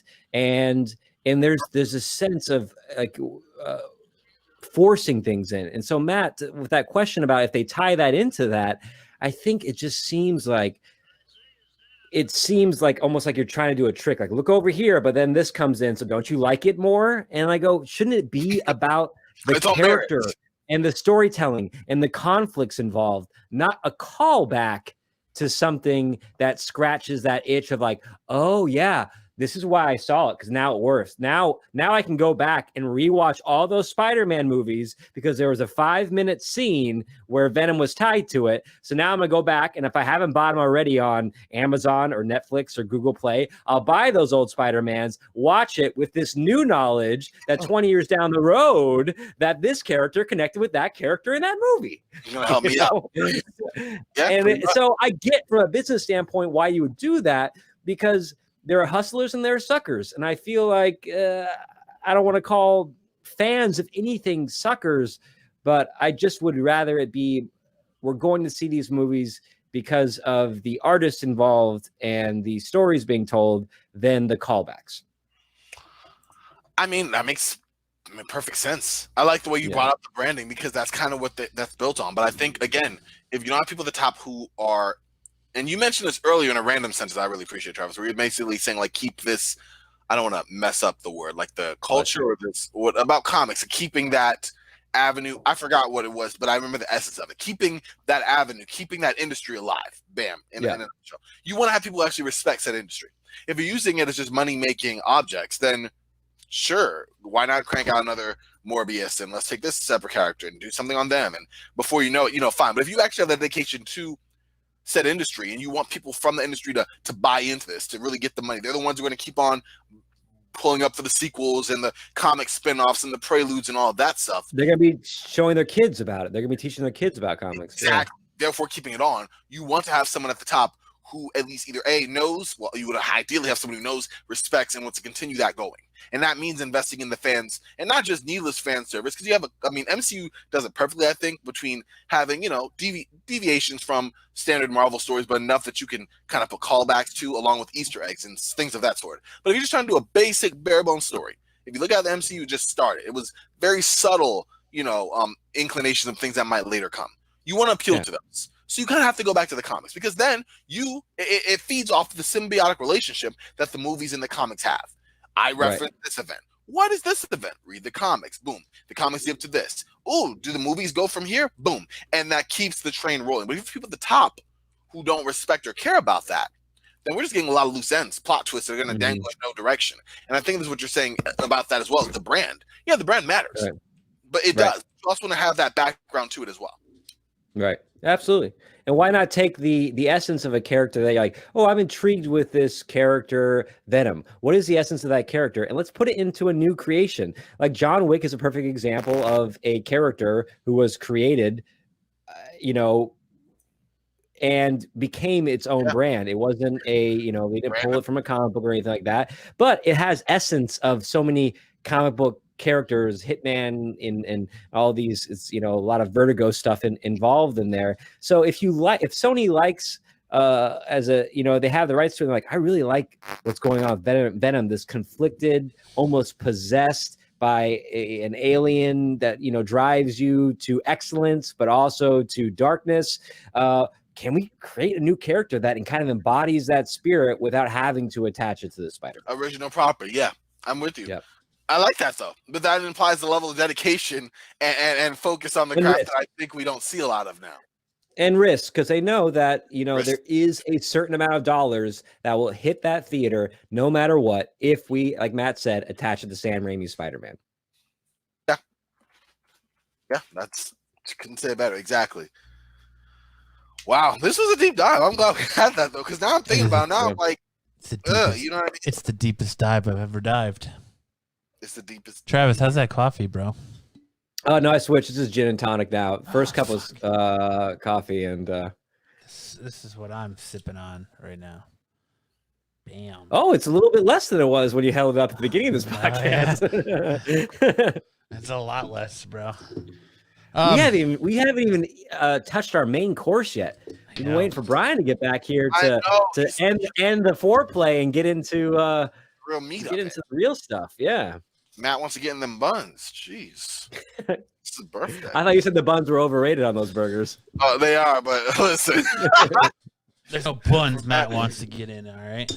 Okay, that's what he says. But isn't that exactly what a person who wants buns would say? Anyway. Anyways, kind of sticking on this topic and kind of the MCU. So in quarantine, people have had nothing better to do with their time than, it seems, than argue over the worst MCU movie.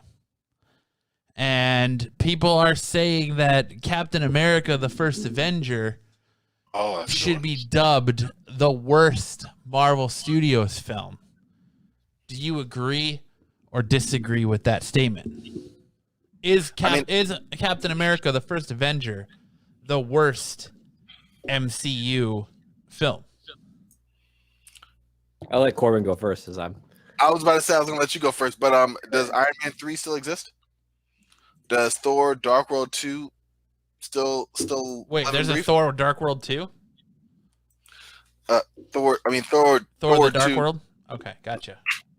You got me from the beginning, Matt. You just want to call me out. You just wanted to call me out. Just admit you wanted to call me out. I love you, Corbin. I'm just following up, bro. I'm just keeping it.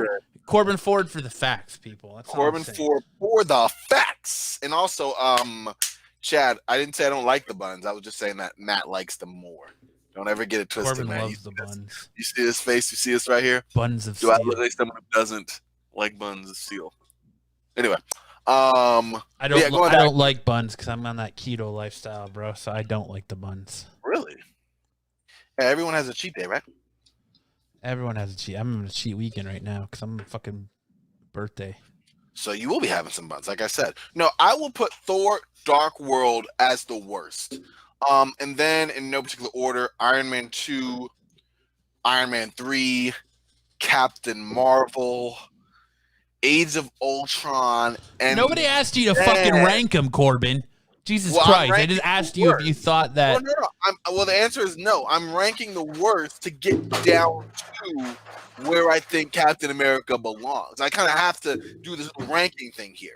And I'd love to see what Chad and Michael think in the comments about this. So where's the Girls Geek when you really need them? But I know. anyways, going back. Where's the Grizzle Geek for them fucking facts? Where's Kyle for the facts? God damn But it! I got you, Corbin. I'm here. I got your back now.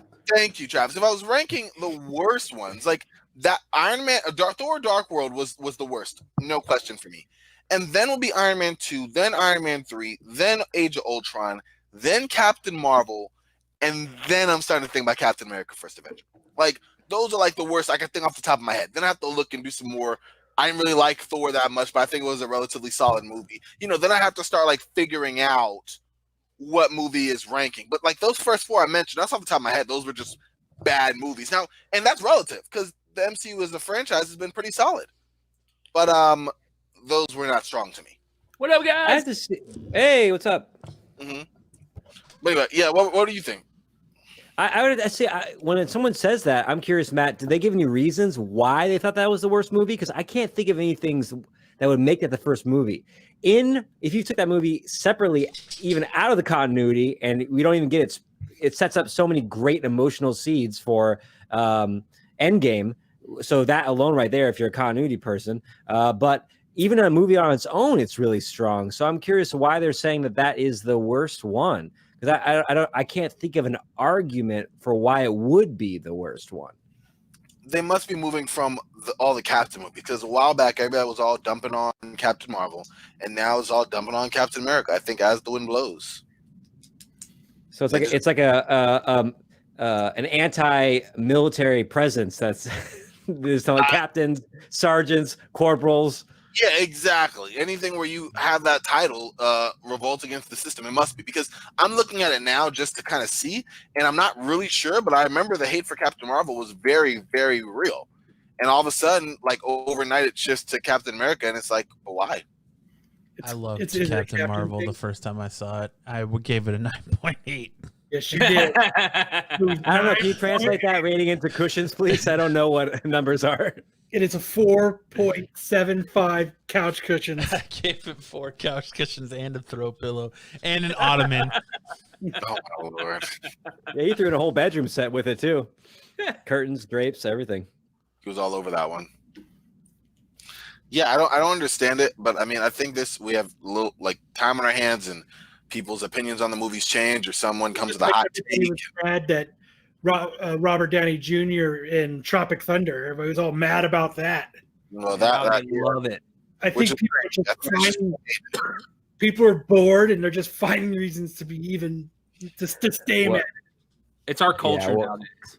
Yes, He ducked out of that. He did that movie about 7 years before he would have gotten in real hot water because like even if he got some shit for doing it then, like in the last 7 years, if he had done that movie, it would have been a different story for old Downey.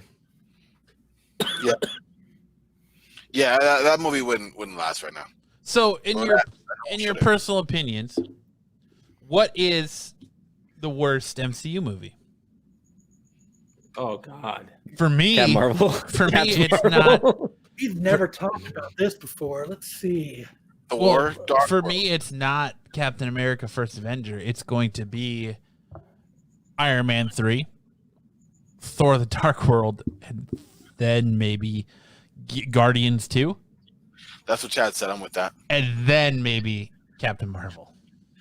Yeah, but I think Travis. I mean, not Travis. I'm getting confused here. Kyle had already said, like, basically, if you have time in their hands, Let's just take a movie and throw out hot takes. You see it everywhere. If you go on, I'm the basketball dude, everyone's going, oh, this first, not even Michael Jordan versus LeBron, just some random guy.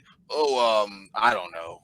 Baron Davis, NBA player, fight me. And it's like some random conversation that wouldn't, of course, man, no, but like some random conversation that would hold no water if we actually had things going on. But since there's not really anything going on, we have to talk about it.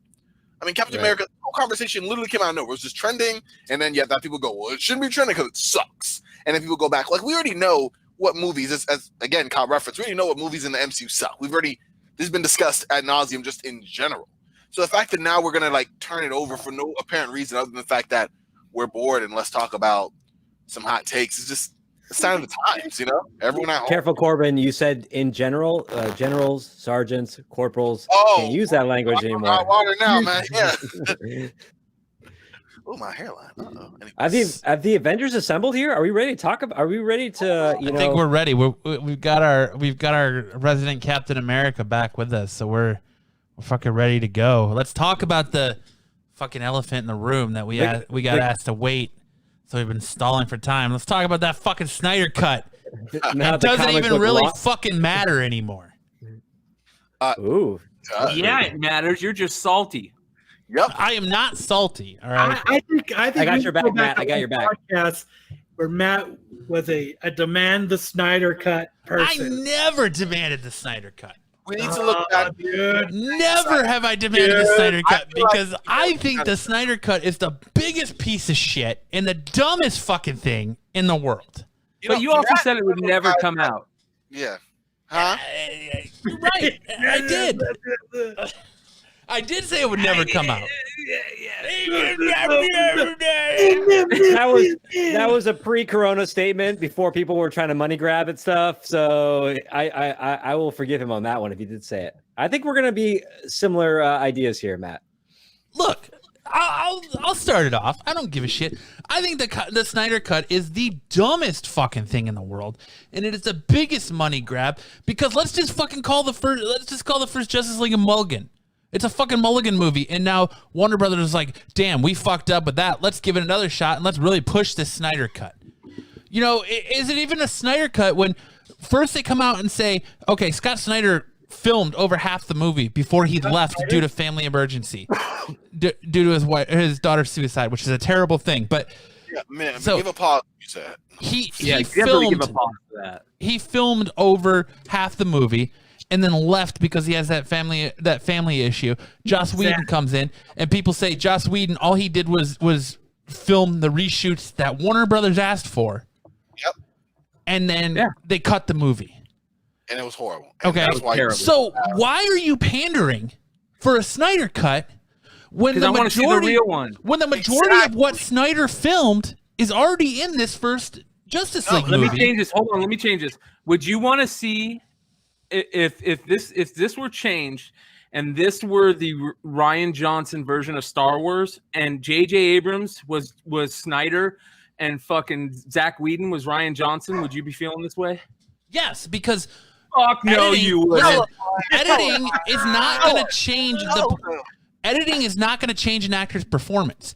Editing is not going to change the way the actor played. It changes storyline. It's not going to change the way the actor portrayed Batman, the way Henry Cavill portrayed Superman, the way that the dude who played Cyborg portrayed Cyborg. Editing is not going to change the way the actor portrayed these characters. It's not going to change the performance. Yes, it'll have effect on the storyline. Yeah. But at the end of the day, is that going to matter? You're still using the same footage that was already shot. The Justice League.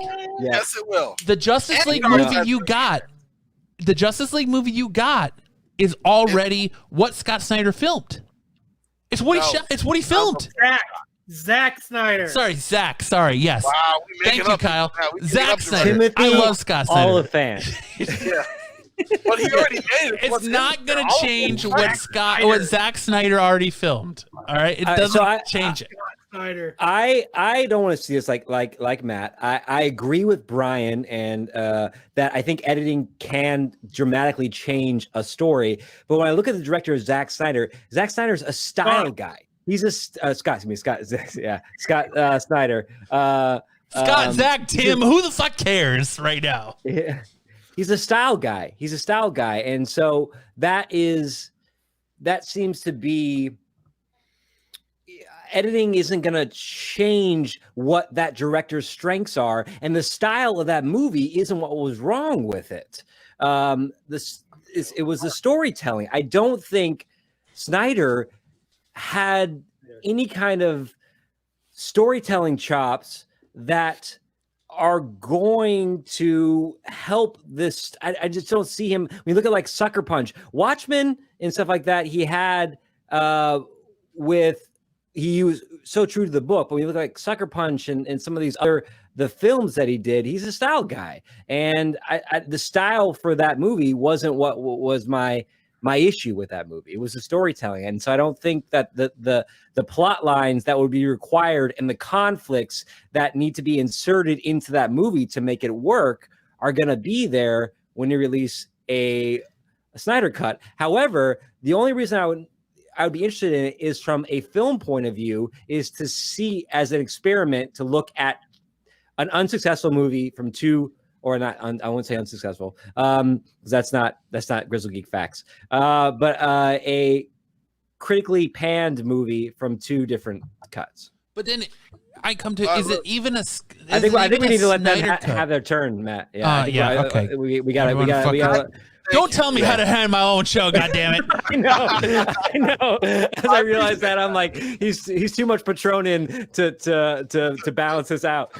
Right now, Snyder said it's going to be an entirely new thing, and that's enough for me. Also, you have to remember, and this is important, this version of the fans wanted didn't even exist. They're going to put so much money into it to bring it out. It's probably going to be put out in parts. There was no visual effects. There was no post-production. You are basically essentially using most of the acting and remaking it into a movie.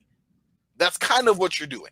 And I think that's going to be significantly different, especially with HBO Max putting so much time, effort, and most importantly money into it, that you're going to have a substantially different product. I didn't say better, but different product than what we had. I think we're understanding just how much extra goes into the movie, aside from the performances, which weren't as bad as we probably remember, but just end up being horrible because the entire movie was just crap. That's my argument. I can't wait. Justice League is an Avengers knockoff. The story is the exact same as the Avengers. It is the insert mystical cube from space that enemy is trying to get a hold of that the teams have to defend. That you have to have this giant mythical threat or giant threat that all the heroes have to combine together. Look, I'm sorry they're not fighting Joker or Flash. No cut, even a Snyder cut, is not going to change the fact that they chose to go with fucking Steppenwolf over Doomsday. Dark Side in the Snyder cut. And they said it's going to be Dark Side in this, So exactly. So then that makes my argument. Happy. This makes my argument. Yep. You're paying $20 million to $20 to $30 million. Yep. Thank you. To do this movie. Why call it the Justice League the Snyder cut? Recast the fucking movie, reshoot the fucking movie. That's going to cost them $2 billion. Do it the right way, and get a different movie, because who said Dark Side deserves a better debut. Henry Cavill's probably on the outs. Ben Affleck's already gone. You can't bring those. No. Ben Affleck. Exactly. Ben Affleck's he said that's cool that you're finally going to get to see this, but he didn't commit to coming back.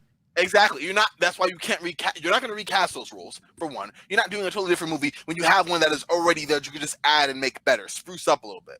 You're not going to wait another 2-3 years to get Robert Pattinson up to task as Batman. Bring in another Superman. Bring in another one. So then, how are they going to do Darkseid? You're going to have to cast someone to play Darkseid, or CGI Darkseid. There you go. Probably makes it the two. So you're going to get the same movie, but instead of Steppenwolf, it's going to be Darkseid in that role? I mean, you just said just now that Steppenwolf was a problem. So now we take out Steppenwolf and we put in Darkseid. And you're going to go, oh my God, this is amazing. But all you're going to do is have Darkseid going the same path as Steppenwolf. Why the fuck does it matter? That's what you argued. It doesn't matter. Now it gives you Darkseid, but it's still not enough for you, Matt. Well, anything it's not. I can't argue with this right now. Who do you want? Do you want Lex Luthor there? No. I want Darkseid. Darkseid's fine. Sorry, but newsflash: evil villain does evil plan. I don't know. To cut out Steppenwolf, so different from Steppenwolf's. To remove Steppenwolf. No, that's a Marvel knockoff. To remove Steppenwolf and CGI Darkseid in that same role.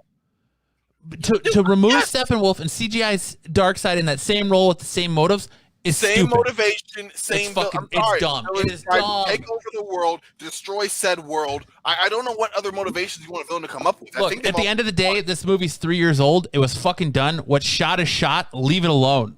We don't need a Snyder cut. Fuck that. We don't need an Ayers cut of fucking Suicide Squad either. I don't give a shit about Jared Leto's shit left on the floor playing Joker. He sucked his fucking Joker. Deal with it. Move the fuck on. Jared Leto, you sucked his Joker. Fucking deal with it. Move on. You're not getting another shot. Fucking deal with it. Move on. So did the guy we're not going to talk about. He sucked too, but we're not going to talk about. Yeah, because he won an Oscar for that role. He was trash. Just saying. He also was trash. Joaquin won an Oscar for that role. Just saying. They're just handing them out. Love it. Anyway. There's a precedent here that you might set that I don't know if I want set is that when a movie's in the can, we can revisit it years later. We did this with Blade Runner, right? With Ridley Scott and that, and we've had like a million versions of Blade Runner. And when you get a team of people together, from the grips to the cinematographers to everything, and they come up and they produce, and it goes through the editors, and then the producers give it the final thumbs up, and that's your product. To go back and revisit it and change things all the time, we could be a slippery slope here. I mean, when you look at some of the, Butch Cassidy and Sundance Kid, oh, you know what? Actually, we have a bunch of extra footage. Why don't we throw that in there and release it again? It becomes same with like the way you might look at a piece of art. Well, you know what? We have some extra paint. Da Vinci's not with us, but we can. Someone's going to come in, and this is what Da Vinci would have done with this. And I feel that it is an interest.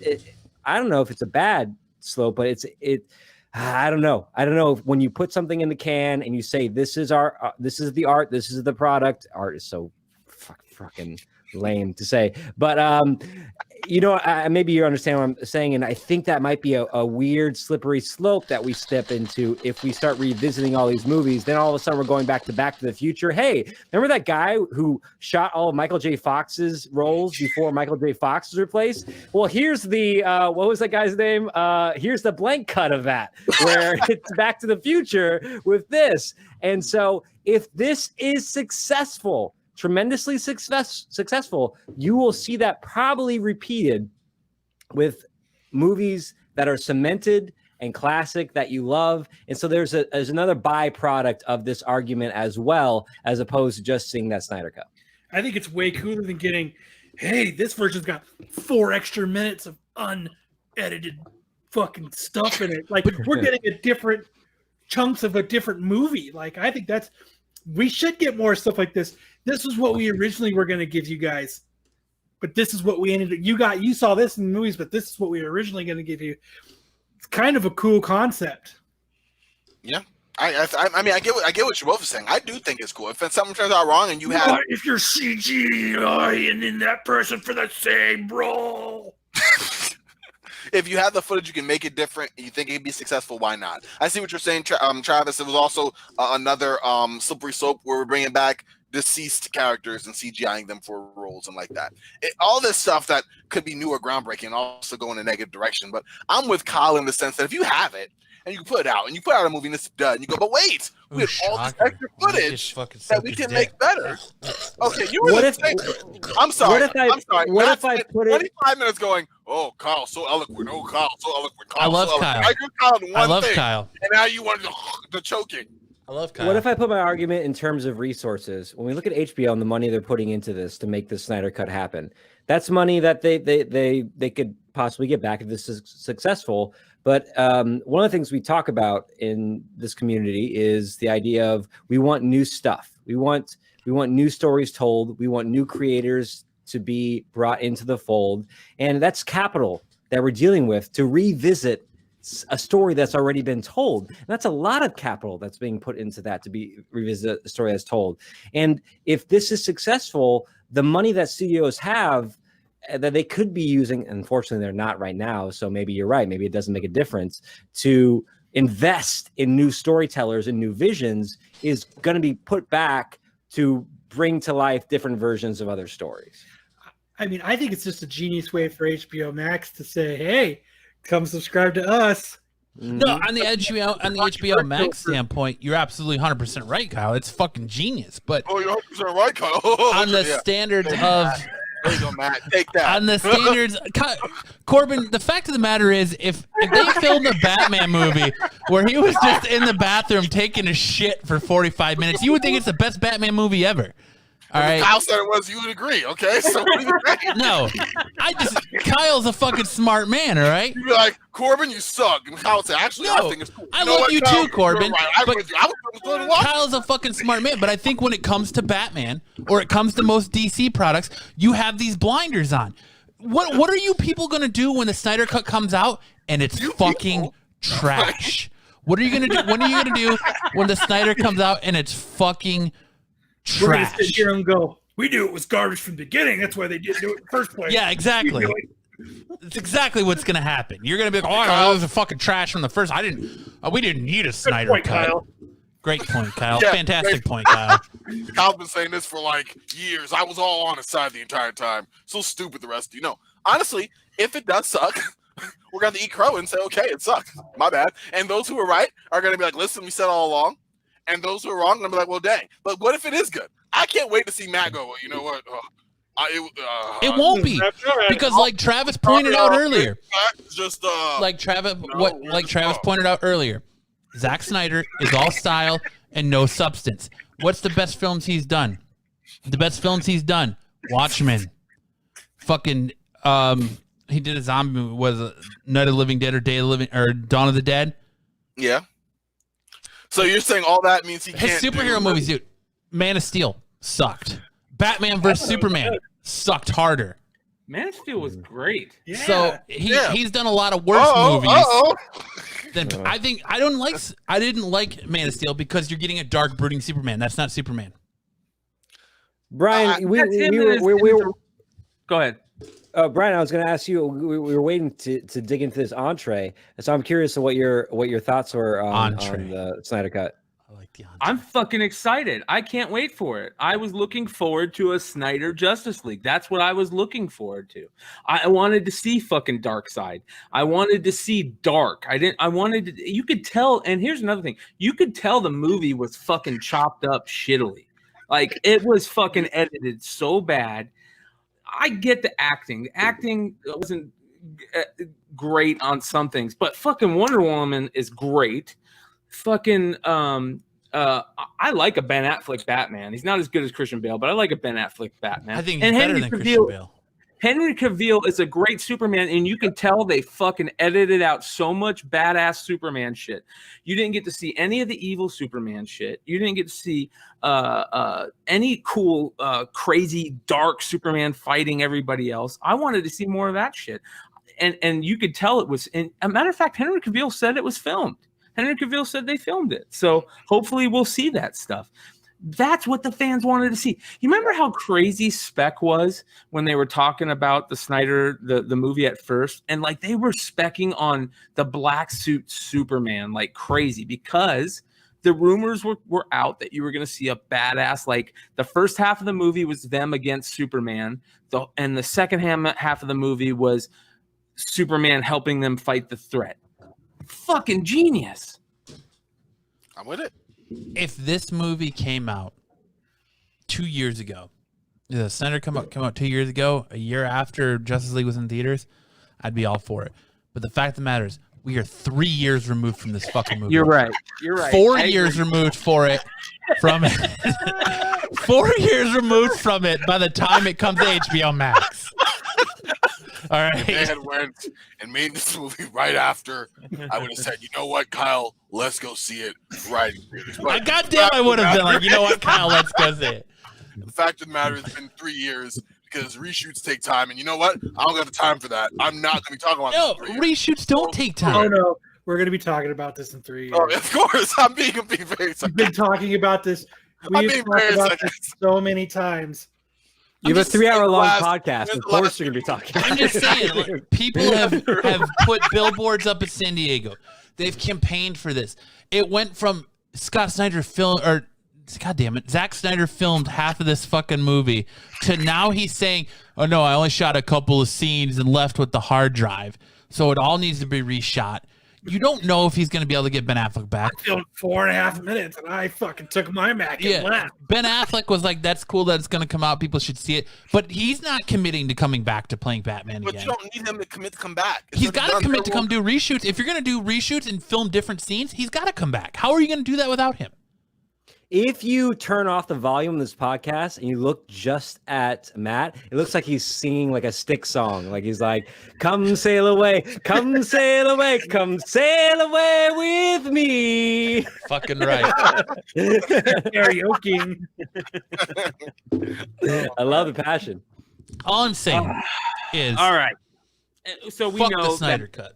once the Snyder comes out, we'll be talking about it even more. Mm-hmm. Again.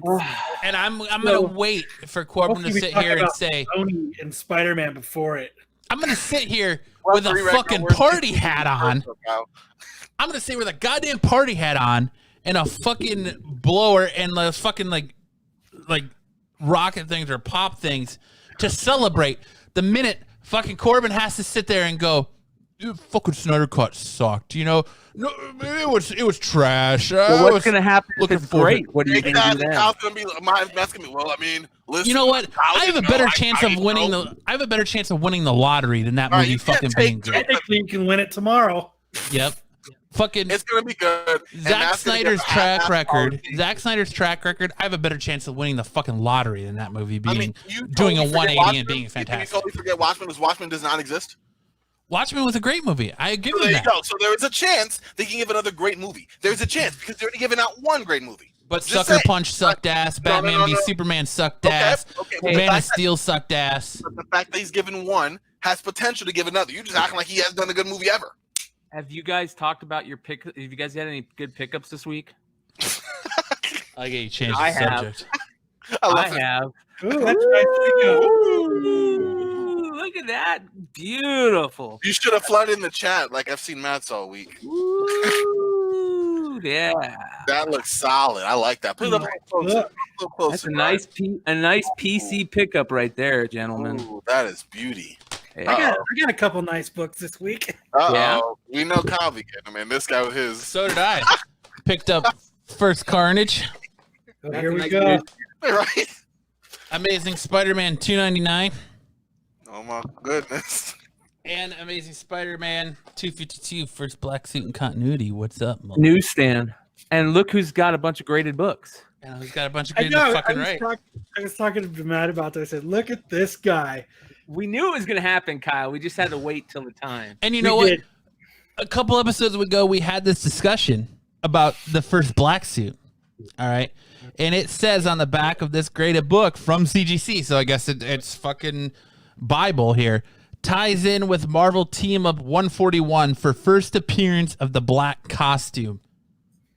So then Secret Wars 8 is not considered the first appearance of the black costume. So by CGC. So they're saying that Spider-Man 252 and Team Up's 141 are considered the first appearance of the black costume. Yep.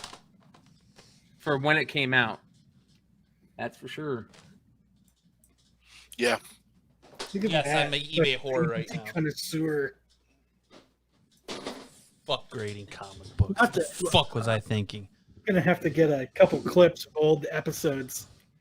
Yeah, I want. Yeah. I'll never get a book graded. Putting that in that plastic coffin. Hey, you know. Look what I have, a 9.9. Shit happens, man. We grow, we evolve. We learn the error of our fucking ways. Right? I like how Matt's talking with his eyes closed. I know. Matt's hammered, dude. It's fucking great. We all learn the errors of our fucking ways. Wonder over there. Got 9.8. Scott Snyder. Zack Snyder sucks. Jesus. Wow. Jesus. Yeah, he's gone tonight, y'all. Scott Snyder. I love that I've been doing this podcast enough that I've seen just about everyone except for Corbin, because Corbin, I'm usually subbing in. But I've seen Kyle smash. I've seen Matt. Brian lives in a perpetual state of he's in boom tomb. Hey, top 10, hot 10, guys. Corbin wanted a Long Island iced tea, but we ran out of brisk. Lord, you need to get off with that. But you're right now. You're right now. I'm gonna have to come up here one day with Travis on it. And anyways, let my stuff go. Snyder cut. No bueno. That's not how we end it. We just ended. Matt's gonna get his point across no matter what. Bottom line, Snyder cut sucked. End of segment. Oh bueno. No, bueno. I'm the minority here. Like, you guys are all for this shit. I don't know. Other than I've never Travis. been to this Zack Snyder cut. I thought it was stupid from the beginning, but now I just want to see it for the curiosity factor of how often do you get to see the actual the original thought on something. So you get to see a mulligan. Don't get me wrong. Don't get me wrong, Kyle. I agree with you 1,000%. I can't wait to see it either. I just think it's gonna be trash. But don't get me wrong. I want to see it too. I just what Snyder is good at isn't what's wrong with that film, is my opinion. I agree, 100%. Yeah. People think that, like, that's the whole argument I've heard the last fucking couple days is, oh, he's gonna get his cut, he's gonna get to re-edit it, and it's gonna be his vision, and blah, blah. His vision isn't gonna change the way the fucking people portrayed these characters. Editing can do a lot of great things, but it ain't gonna change the way an actor delivered a performance. Wonder Woman. I heard in this one though, Flash does choke Superman out does a Superman in good this job. one. I love it. Flash did a good job. No, Flash doesn't choke out Lois Lane because Ezra Miller only chokes out women. So pretty much everybody except Cyborg did a good job acting in it. True. I give you that. But that makes you Corbin, if you made a relevant point, I would agree with you. Well, you're back talking on all your points. Can't fix bad acting. All the acting sucked. Now you're gonna get No, when did I say Nope, anyone other than Cyborg sucked Go at back acting? not even 20 minutes ago, and you were talking I will about say, hand a fucking God if you believe in God. Whatever entity you believe in, hand to that entity. I think Ben Affleck did a good job. Henry Cavill did a good job. I think he does a good job as Superman, but the portrayal of a dark Superman is trash. You didn't say that. You said the acting sucked. The acting for Cyborg was trash. No. And the acting for Flash was trash. No, you didn't say that though, Kyle. That's what I'm gonna say. You didn't say that. You're walking it back now. Flash. If you stop walking back your points. Definitive. Travis, please take note of this as the outsider not on this show. Although you should be, because I like having you here. As the outsider on the show, love you, Travis. Mark this down. Flash and Cyborg, trash. All right. Trash. With a capital T. I thought I liked Flash. I liked Ezra Miller doing Flash. Don't get me wrong, I liked it too. Done. Trash. I think I smell a live commentary track when this thing comes out, guys. Ooh. That's a great idea. I like it. Oh man. This was interesting. So bottom line, we're gonna give it a chance. That's what we should end that segment on. You might. I'm not. Fuck that movie. Fuck that, I because wanna talk I'm not gonna 20 sit more there and watch 4 hours of that fucking trash, and I'm not gonna watch a goddamn documentary of that fucking thing. Not gonna happen. You're gonna watch it's it. True. You do vote with your dollars. So yeah, that's a good way to. Not happening. Yeah. I 100% agree. We'll have to clip this episode because it's gonna happen. You clip this episode, it won't fucking happen. Okay. Right? Won't fucking happen. Okay. You clip this. All right, episode, you it's not guys want to see fucking the top happening. 10 real quick? It's not Yes. fucking happening. All right, here comes the top 10. Thank you. I want that fireside chat too. Yeah. Slow it down. Get intimate. Let's break it down a little bit. Here. So husky. Hey, Matt, can you share my screen, brother, before you fall asleep? My name ain't Jose, motherfucker. I ain't falling asleep on shit, all right? I'm here. Let's go. All right, Let's fucking go. Hot 10. Let's fucking go. So the Golden Age comic of the week is Power Comics number 3. What's have that interesting book. about this book is that this is a J.B. Cole cover. Right. But look, if you saw this book, would you think that this was done by one artist? Like each little character is drawn in a different type of like style. Like I wouldn't think that was the same artist drawing all those characters. So that's just a sweet kick-ass book. It's creepy. It's got really great colors. Yeah, and a 7.5 sold for $4,300, and a 7.5 sale in 2012 was $800. So now it does say there's a character called the Black Ranger in here, but I don't see any of those characters who would be the Black Ranger. Raider is the Black. Oh, Raider. Okay. Yeah, Raider. Yeah. Raider, Travis. I think that might be the Black Raider, right? Dr. Mephisto. I'll mute myself. Fucking English teacher, Mister. I give fucking speeches at graduations. Can't even get Timothy fucking Black Raider. Oliphant. Timothy. Can you Oliphant. guess? Can you guess which one is Chin Chop?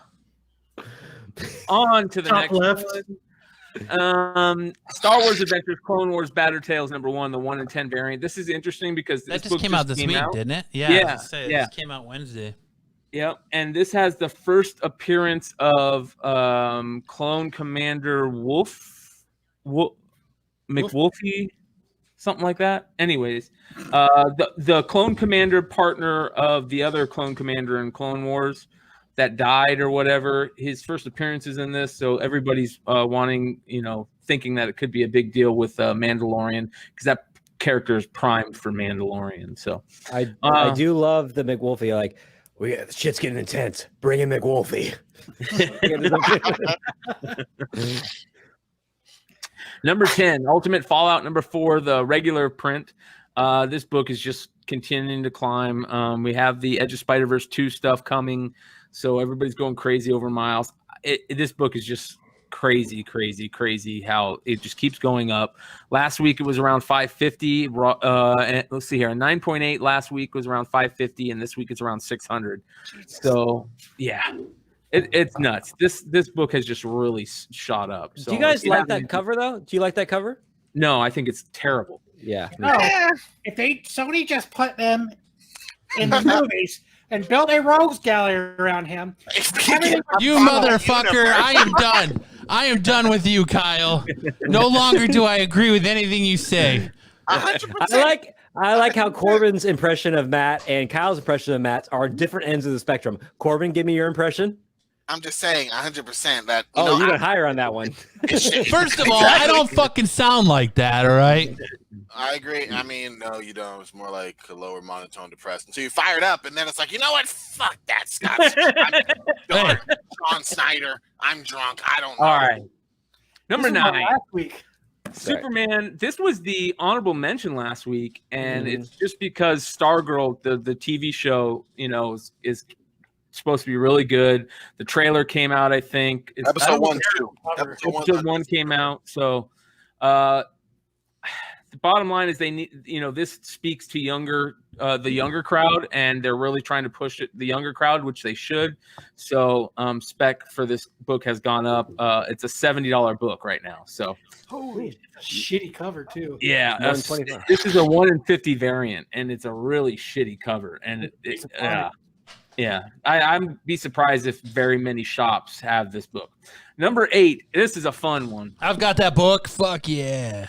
This book, remember, this came out like a week before the first appearance of Gwen Stacy of Spider-Gwen, and everybody was talking about this character.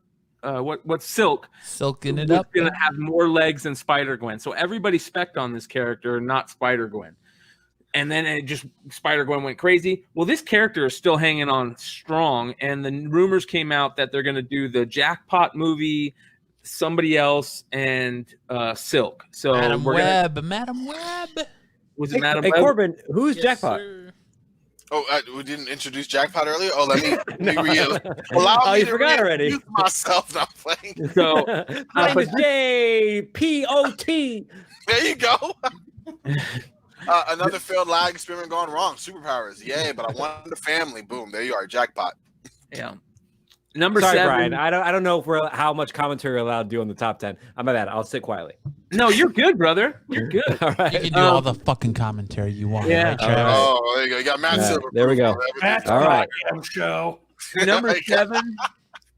Number 7 is Incredible Hulk, Future Imperfect #1, the first appearance of Maestro, and this is hot right now because Peter David is gonna continue penning the Maestro series coming soon in August, and copies are selling in the $30 range. This was like a prestige format book, so what do we do at $25 to $30 books? They're fucking still cheap. We scoff at them. It's like 2 Lisa Loeb CDs in 1995. It's like rain on your wedding day. It's gone down. Number 6, Star Wars Clone Wars #1. Like, how can this book not be on the list? This book's on the list every week, and it just keeps going up. Raw copies of this are $500 plus right now. So the price is going up, but the book is going down on the list. Yeah. Wow. Well, it's because of how hot the books are on the list. You know what I mean? Yeah. This is still hot, but it's not as hot as the books above it. Caliente. Yeah. So this book is $1,200 and a 9.8, up from $800 to $900 last week. So I feel like Caliente should be the name of Kyle's comic eBay shop. Caliente Comics. Caliente Comics. No. Kyle's eBay shop has the best name ever already. That's right. That's right. You picked it out. That's right. I forgot. I agree. Road Rage #2, the Tony Harris 1 in 25 variant is number 5 this week. And what a sweet Stephen King and his son cover. Like, how cool would that be to get on a signature series, Stephen King and Joe Hill to sign? That'd be so awesome. Fucking A, man. This is a ghost of a book. This is super hard to find. It was a 1 in 25 to begin with. But you can't find. There's very hard to find. $90 sales if you can, are the very few that you see. But if you ever find this book, let me know, because I'll buy it from you. It's fucking cool as shit. Number 4, this was on the list last week, and it's still there. Marvel's Preview number 595. People are paying $250 to $300 for this book. Wow. This is the book that came in the previews, the little Marvel previews version that was in previews, and it is selling for $250 to $300. That's ridiculous. I have that cover sitting right here, signed by Brian Michael Bendis and Sarah Pacelli. Well, good. Keep it, because that book's gonna get hot. So if you have it, hold it. Number 3 is Amazing Spider-Man Free Comic Book Day. This is, of course, on the list because of Jackpot, and this is like her. People are saying this might be her first cameo, but it's a free comic book day book. I mean, it's selling for $40 to $50, which is crazy. But definitely, this is a sell, not a hold. If you guys have this book, sell this book. Trust me. Number 2 is Symbiote Spider-Man. Walmart one. Yeah, I don't know if you guys knew this, but I guess you can find this. This is the Symbiote Spider-Man number 4 second print, and you can find it in the Walmart. The repacks. It's selling for $75 raw. Why? So it's a sweet cover, and I don't know why. Who knows? But people are really want it, and I do like that Mysterio's neck thing kind of looks like eyes. I think Mysterio is one of my favorite ones, so I'm all for Mysterio stuff. But if you can find go to your Walmart and figure out a way to look in. Supposedly they're in the middle of the packs, so it's hard to tell if you have one or not. But there's ways. And if I find you doing it, I'm gonna fucking videotape you. Number one, Amazing Spider-Man 546. I thought this might be on here because of Brand New Day, but then I remembered Brand New Day was such a shitty storyline that there's no possible way it could be on there because of Brand New Day. It's because of fucking Jackpot, and it's selling for $40 to $50, I guess. So if you have this book, definitely sell it. I don't even remember Jackpot being part of this. I remember, I know the storyline, and I have this book, but I don't remember Jackpot for nothing. Yeah, I'm right there with you. I don't remember it either, but it's selling and people want it. So I hope you put that book up. I do it. I can see it sitting right there. People want more Kyle. Everybody wants more Kyle. That's right. It was I agree 100%. Like I was telling you earlier, is when I was going through books, and those are some of my doubles for Spider-Man, which means I have more than one copy of that 546. When I went to go put it up, I was like, that's only going for a couple bucks. it's not worth the eBay fees and the pain of shipping. I'm not going to make any money off of it after all my fees and time and effort. So I just set it back aside, not to worry about it. And then not even two minutes later, it's fucking a scoffable $40 book. What a hold. Well, and to even just touch on that, it's one of the most hated storylines in the history of Spider-Man. Yep. It blows my mind, man.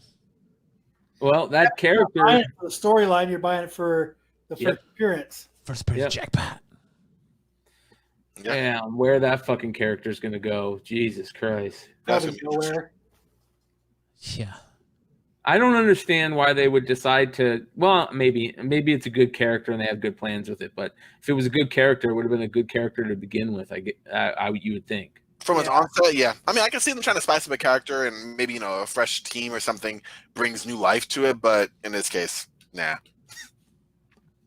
Fucking dumb. I know when I was looking them up on eBay, I seen the variant. I know I have because I actually found that variant at the swap meet, digging through books at the swap meet. Oh, wow. Years ago. Dude, have you been there lately to the swap meet? At the swap meet. At the swap meet.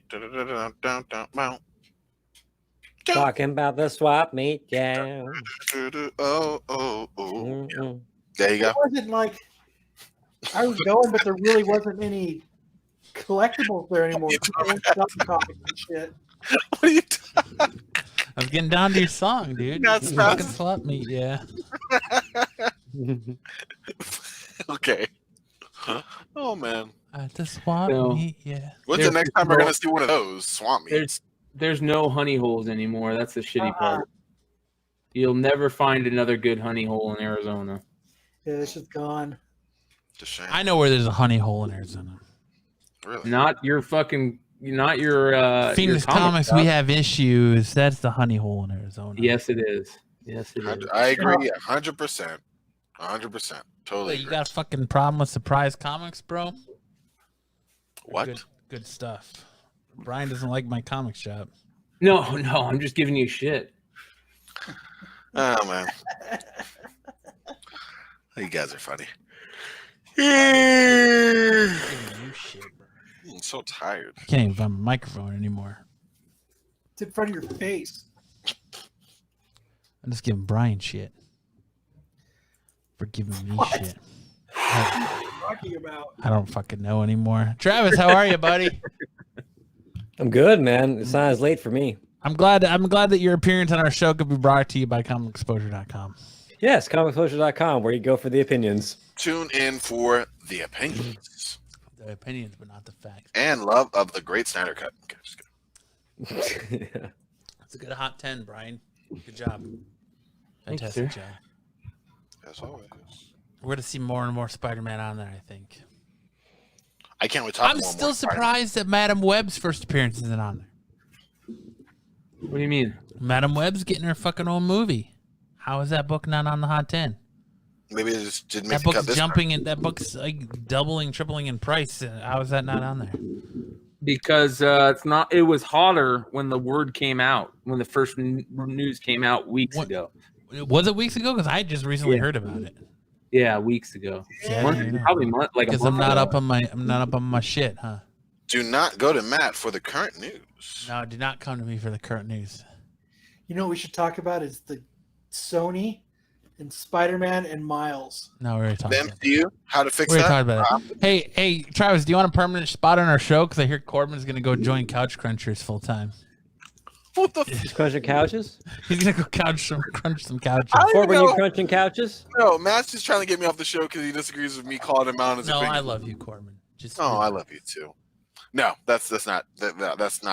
He's one to run me off. But it's always fun to talk with Travis. It is always fun to talk. All All right, so let's get into the back of our show and let's get ready to talk some odd news. World Prime Time Special with people just like you, only more pathetic. It's a bit nutty. You're crazy, man. You're crazy.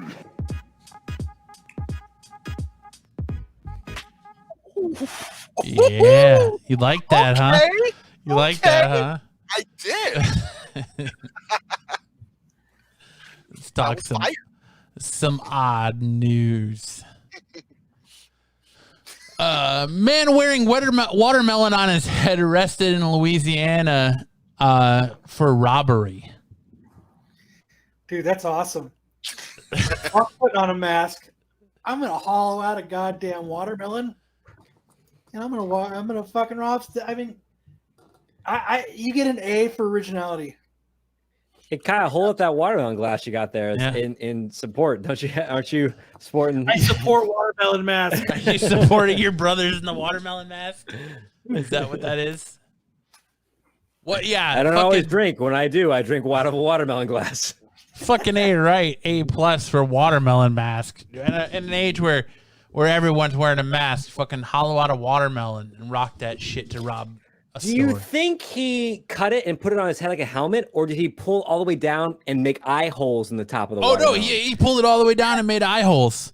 Oh, that's commitment. I appreciate that, man. Mouthful, if I remember right. That's like a Fat Albert character. Yeah. Do your Fat Albert impression. That has undertones that I do not. I can't do it. We're gonna have a drink or two. Oh, I guess you can't. Really Oh say God, can you imagine the political correctness of watermelon head in a Black Albert cartoon and a fat black, Black Albert. Black Albert. What the fuck is Black Black Albert. Albert? Well, I don't know. I'm sorry. You never watched the Adult Swim show Black Albert? We are no longer subscribing to fucking comic exposure for the facts. Oh man, my hits are dropping down. No. Your subs are dropping for Black Albert. Love that black sketch. What was it? Black something. Black It Albert. can't be worse than somebody saying that big black guy behind him. Yeah. I like Nickelodeon's Black Doug. I got called a racist as soon as I said that on that episode. What, the black guy behind him? Yeah, when I was showing the J. Scott Campbell thing, and I'm like J. Scott Campbell's great at drawing stuff. Like, even his faces are good. Like, and I didn't know who the character was, and he's just a big, huge black dude behind him. So I'm like, yeah, that big black guy. Instantly, I see in the comments, racist. Does that make him a racist, Corbin? I love you, Brian. I would have been flooding the chats as well with that. Yeah, there it is. Fucking racist. This day and age, you just got to. In the age of coronavirus, aka COVID-19, dad lets son take drinks at supermarket, then puts them back on the shelf. We're seeing an influx of this. What the fuck is wrong with people? What you just said, they're stupid. Yeah. Taking drinks, put them back on the shelf, licking ice cream containers, putting them back on the shelf. And harp all the way back to last week when I saw a fat kid fucking licking the windows of the frozen food section and then licking his finger and going to the next one. Yeah, I saw that rant on. I saw you rant on that on Facebook. What the fuck is wrong with people today? I'm waiting for the video for someone to do that and somebody to see it and just drop them. Yeah. Because that's what I can see that happening. Like, that's the first thing I would think. Like, at this point, there's no reason to say, hey, stop it. It's just like, you need to see the consequence of doing it. Actions speak louder than words. You're just waiting to see someone come out of aisle 6 and just Superman punch this fucking kid. Just knock him out. Lay him out. Which that kid in the head, they thought it was funny. Because they were actually opening it, laughing, taking a drink, laughing, putting the lid back on, and putting it up. Like, they knew what they were doing.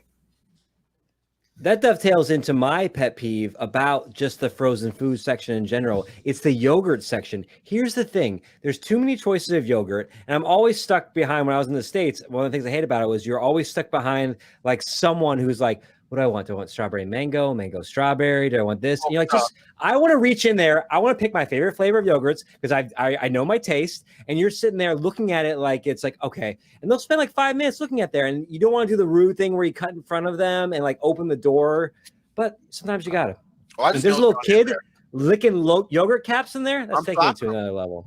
I mean, it's going to have to happen. Some actions speak louder than words of that type of crap.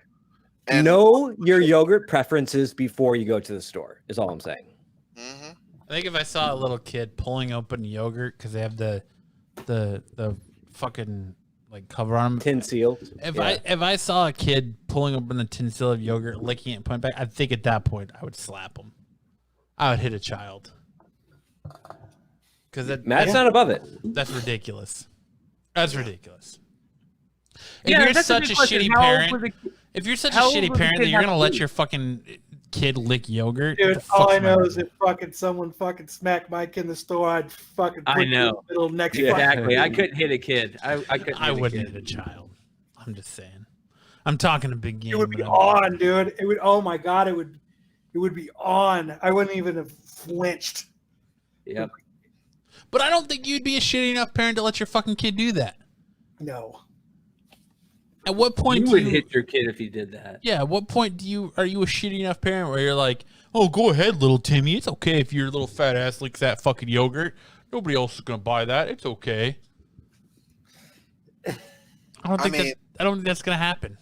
Corbin, on the other hand. What? I'm just what? kidding. Hey, Nothing. I'm just kidding. I know. I just think it's irresponsible. I think that there has to be something done because now it's for dares or it's for just plain stupidity. It's ridiculous. And if people got, I don't know, the hell slapped out of them more, I think maybe that would stop people from doing it. I would never, ever, ever think about that. And mind you, that's not even up to my rearing and whatever, although a lot of this, my parents teach me just what to do. But in general, people who do this, and we're talking about grown adults, why? That's the point. Why? The whole drinking and putting back. Are we serious? What is it? Some kind of Circle K? I don't get it. I don't get it. It's ridiculous. I think you need to have more of people just going like, nah, that's not going to happen here.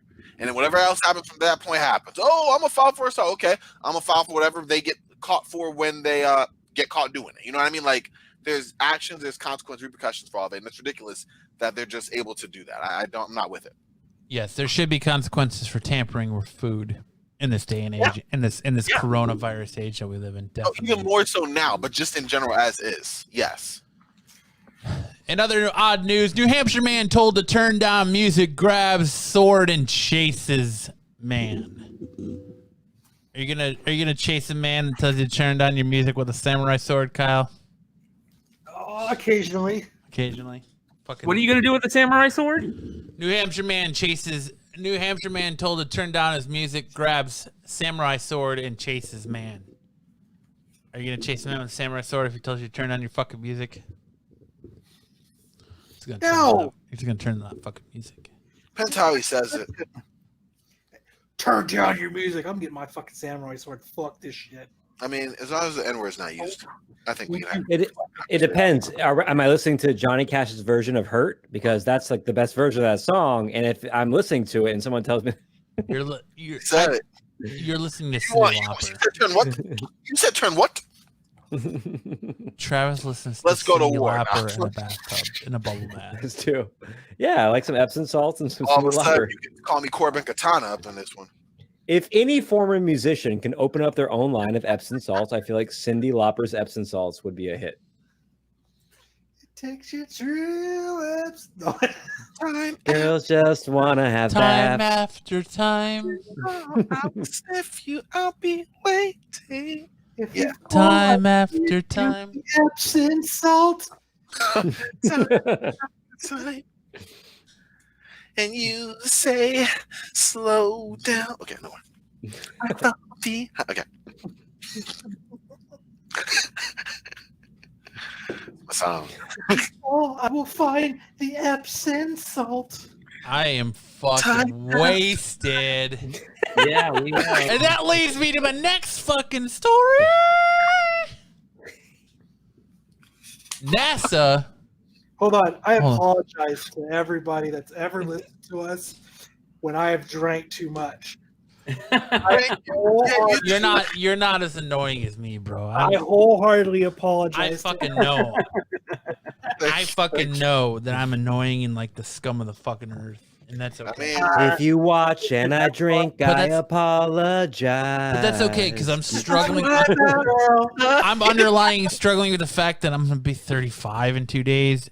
And I'm like fucking like, yeah, dude. That's officially middle 30s. Yeah, Hey, old as if it fuck. makes you feel better, in 2 weeks, I'll be 41. Yeah. Oh but my lord, you guys are. Oh, gosh, I don't even want to think about. You've got those so things. much accomplished. I haven't accomplished shit. I mean, Oh, we're taking it to dark places now, man. If you want to accomplish getting fatter, I accomplished that fucking full hand. But so Fucking What is next? thing. yeah, we're going places there. NASA found a parallel universe where time flows backwards, but then 2 days later, it's debunked that NASA did not find a parallel universe where time flows backwards. Conspiracy Brian, what do you think? Hold Is on. there? Put your tinfoil hat on. Is there a parallel universe where time flows backwards? Release the NASA cut. Release the NASA cut. Yes, I Here it agree. is. I bet you it's so good. What'd you say, Brian? No. I don't know. I couldn't tell you. What I could tell you is I do think that quantum mechanics has a lot to be thought about. I don't know if there's as many realms as they think they are. I don't know if there's any realms. Well, sorry, I don't know. I do know there's more realms. There's got to be. The math says it's there, and you take some psychedelics and I'll show you those realms. I don't know if we can get to them. I want to take psychedelics. Well, it's starting to become that time of year, so fucking. They just busted a guy on live PD for having shrooms. Really? Mm-hmm. That's sad. They should have turned off. You're done ayahuasca. I think that at 35, that might be a good thing to do, man. Fuck, dude, I'm ready. Let's go.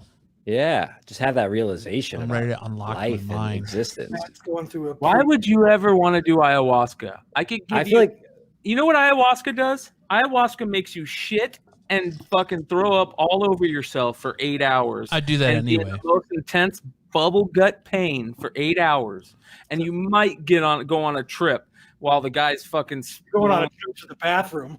Yeah, I can give you that trip that you're looking for without the bubble guts, without the pain, without the shitting yourself, and without the length of time. that would normally take.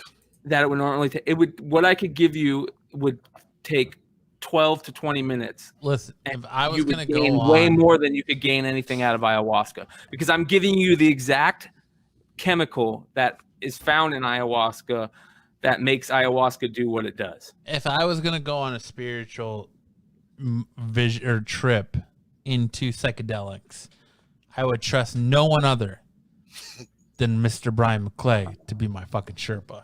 All right, There you go, brother. to be my Sherpa. That's the only person I would trust. Not even Kyle. Not even Kyle on that one. Brian is the only one to trust. I even have limits, Corbin. Okay, I get you. I Even agree the 100%. almighty Kyle Stinson has his limits. I have limits. I am not a spirit guide. I feel you on that. If I wanted a whiskey guide, there's no other than Kyle Stinson to go to. whiskey guy. But when I want a take my psychedelics guide or a spiritual guide and I want to talk to God, Your and- whiskey guy. yep, and unlock chambers in my brain, it's And if Brian you want McClay. Long Island iced tea, Not Corbin. If I want basketball stats and hear about WNBA, I'll go to Corbin. wow. All right? And if I want to learn, if I want to go back to school and get taught some English, which I probably need, I'd hit up one Mr. Travis Rats. There you go. All right, that's fair enough. You gotta have one in every group, right? Man claims to have found entrance to underground alien base on Google Earth. Pull it up. Pull up Google Earth. Yeah, Put in I want to see coordinates. it. Let's see it. You're asking a lot of the old boy. Let Brian share his screen. I'll let Brian shares. I will give you the I won't give you the coordinates. Because I don't know how to give coordinates because I'm a fucking retard. I'm gonna fire off some longitude and latitude at you, Matt. You just go ahead and type those bad boys. No, let Brian do it because I'm not in any way, shape, or form to be doing anything. Man finds entrance to underground alien base. Yep. All right, here we go. Just let me know when I could show you screen, Mr. McClay. There you go. Respect I have for Brian. He's a mister. Here we go, gentlemen. So now instead of the Let's- article, ooh, pull up the actual interesting. coordinates and see if it fucking shows up on Google Earth. I feel like I'm slurring. You are. Yeah. I'm holding it together. 100%. Okay, succotash. Kyle. Corbin. All you need is love. Do. Zoom in on this little island. The island is uninhabited. It's very small. And here we are. That sounds like Travis narrating. It does sound like Travis narrating. Fucking hey, Travis. Way or entrance to an underground alien base. Doesn't fit in with the environment. Let's look at the environment. Let's zoom out a little bit. That looks like that motherfucker did it on a fucking It looks like a Google Paint. a dinosaur. Around there. This is the kind of location where aliens would. Why is there a Mickey hand? Have a hidden base because It's true. This is Windows 98. He's doing it. There's your. I don't think that. I think that's probably like a human base where they have aliens. That's where they keep them locked up. It's not really an Area 51. It's in this little slit on this island that looks like there's a dinosaur eating it. Holy fuck, man. No, I think that was. There's got to be some kind of glitch there or something. What the hell was that? I don't know. All right. On that note, have a great night, everybody. Yeah. Boy, Thanks yeah. for watching. Brian, Alien Underground Base, what do you think? No. Negative. What about you, Corbano? No, I just want to go home. You already are home, motherfucker. What are you recording from fucking Bosa Donuts again? I just want to go to sleep and get out of here. Yeah. Good show, gentlemen. Excellent My show. dedication to this craft here, Matt. Don't fault me for that. I love you, Corbin. Always in the pursuit of that great Wi-Fi. I'm just kidding. Hey, great wife. Brian, I interrupted you. My bad, Brian. What were you saying? I said, great show tonight, gentlemen. Oh, yeah. And our last odd news story of the night before we hit the road is man told to wear mask shoots Waffle House cook. Officers say. Do you guys think it should be like you should get outraged in this time if you're asked to wear a mask? I don't think so. I mean, I can see not wanting to. I understand that. I mean, I wear one at my job 24/7. It's annoying as heck. It climbs up my eyes. It's horrible. But you're not even doing it for you. And I think if you keep that in mind, then that's best. And if someone tells you to wear it, then just wear it. I don't understand what the big deal is. I get not wanting to. Huh? Yeah, right. They're doing it there. People are mad about it. Right. I went to what was it? I went to Trader Joe's and forgot mine, and then they were all like, "Oh, you need a mask." I was like, "Oh, okay." I went in the car, I went back and got it. Like, I get it. I'd rather not, but it's not about me. I'm just gonna use that. Now, if it goes past a certain point or whatever, then we got that conversation. But for right now, I don't understand the level of anger and venom that we're having. Like, first we were mad that everything was closed. See, right? the problem, the venom, Now we're mad, is because of they're not tying it to miles. That's the reason for the venom. If they're finding a way to tie it to miles, it would be all right. I'm so fucking confused about what we're talking about right now. It's not even fucking funny. You needs a better structure because fuck me. I agree 100% with what you're saying, Kyle. Whatever that is that you're saying, but venom. So I was trying to tie it back to talking about Sony. Back to Sony and what they're doing. What's that doing? Well, Geeksters, I've had a good time on the podcast. Actually, I really needed this tonight, so I appreciate Travis, thank you it. It was for quite the coming on. roller coster ride. Thank you Absolutely, for coming man. on. Great. All right, so I was like, "Yeah, I'm leaving." Before we end the show, do you guys have anything pressing, personally you want to talk about, or anything going on in life that you want to Yes, talk about? I want to make an announcement. No, it's time for fireside chats. Yes, we're doing a fireside chat. Let's go. This is something serious. This is very serious. All right. This is something that needs to be addressed. Let's hear it. This is something that really caused me. Brian, did you just paint your fingernails? What the fuck are you doing? No, I'm blowing on the fire. Oh. Oh, Embers, yeah. Uber and Lyft drivers, get back to fucking work. Because last Saturday, I was like, oh, it'd be nice. We're out of quarantine. I'd like to go enjoy a drink with my wife at the bar. So we got a Lyft there. It took a long time. It took like 15, 20 minutes. Uber said no Uber drivers available. It took like 20 minutes. So then at the end of the night, like we'll have one more drink. I turned on Lyft. I turned it on. I set it down. Half hour. Never got a ping for a driver to come pick me up. We had to walk home 3 miles from the bar to our house. Holy shit. Because at like midnight, because there was no Uber or Lyft drivers to pick us up. So I was wearing sandals. We both were. I had blisters all over my feet from walking, and that just, they need to get back to work.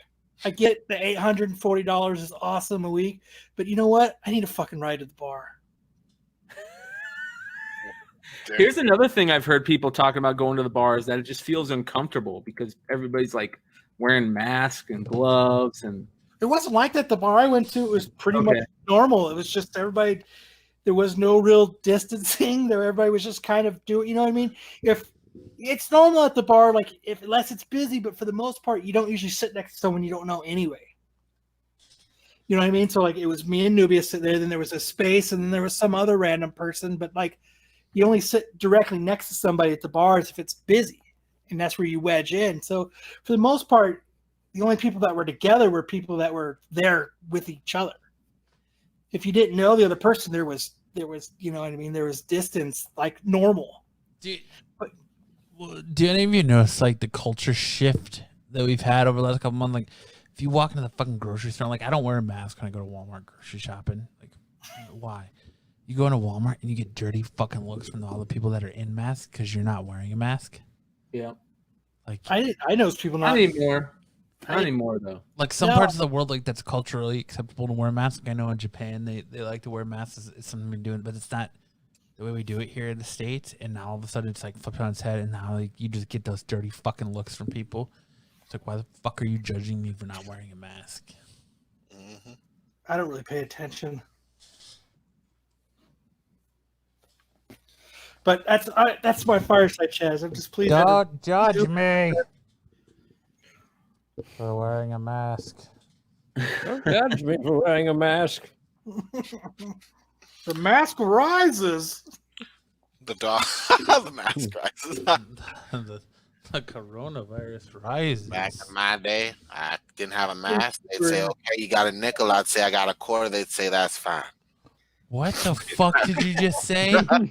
That's a callback, Holy baby. Nice one, shit. Corbin.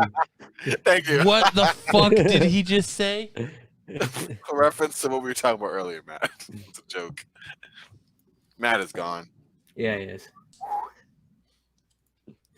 And we should end the show on that note. Can somebody please take his roll us out, please? Anybody else have a fireside chat you want to fucking talk about tonight? Just for the sake of Matt, I'm going to say no.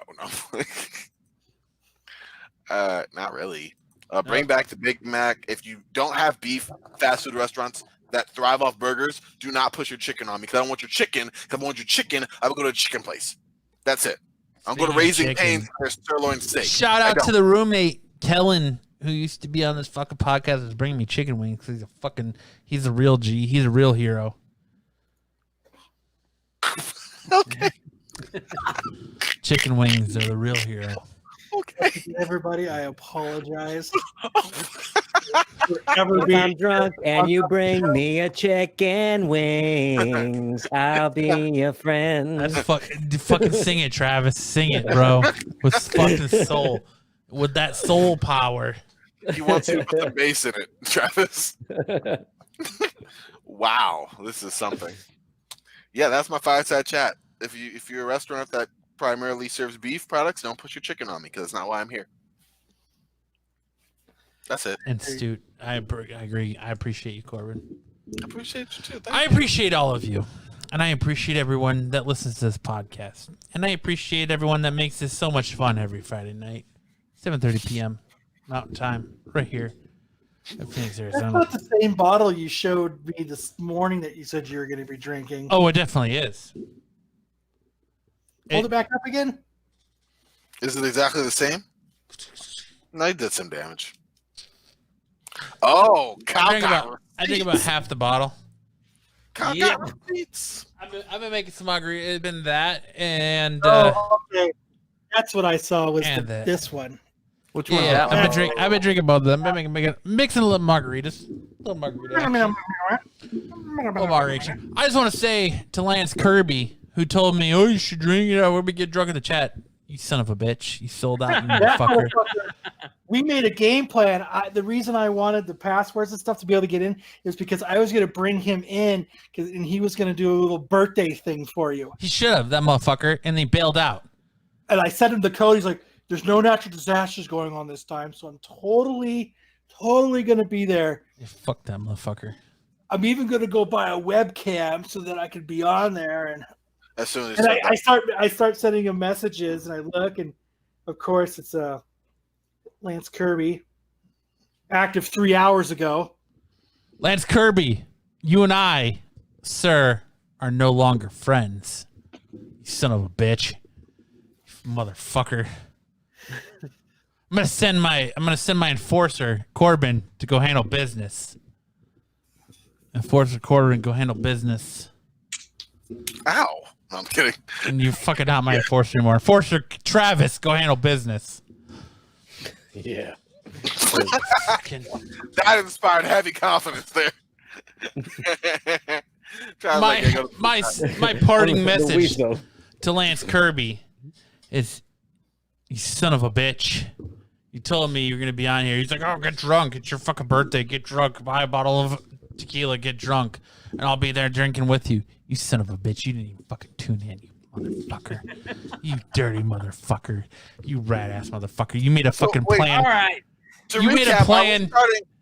Are we starting beef with someone who isn't even listening right now? You made a plan with Kyle, and you backtracked not once, but twice. Now. What if we end it while we all sing happy birthday to Matt while Matt rants about something, and we just cut it off there? We'll sing happy birthday, and Matt, you go on a rant.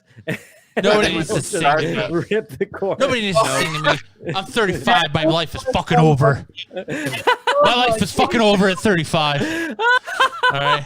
I think the best thing to do is just Corbin left. Fuck you, Corbin. You son of a bitch. You too. But guys, if this is your first time checking us out on YouTube, I apologize. In advance, I apologize. If this is your first time checking us out on YouTube, welcome. Thank you for checking us out. Make sure to like and subscribe.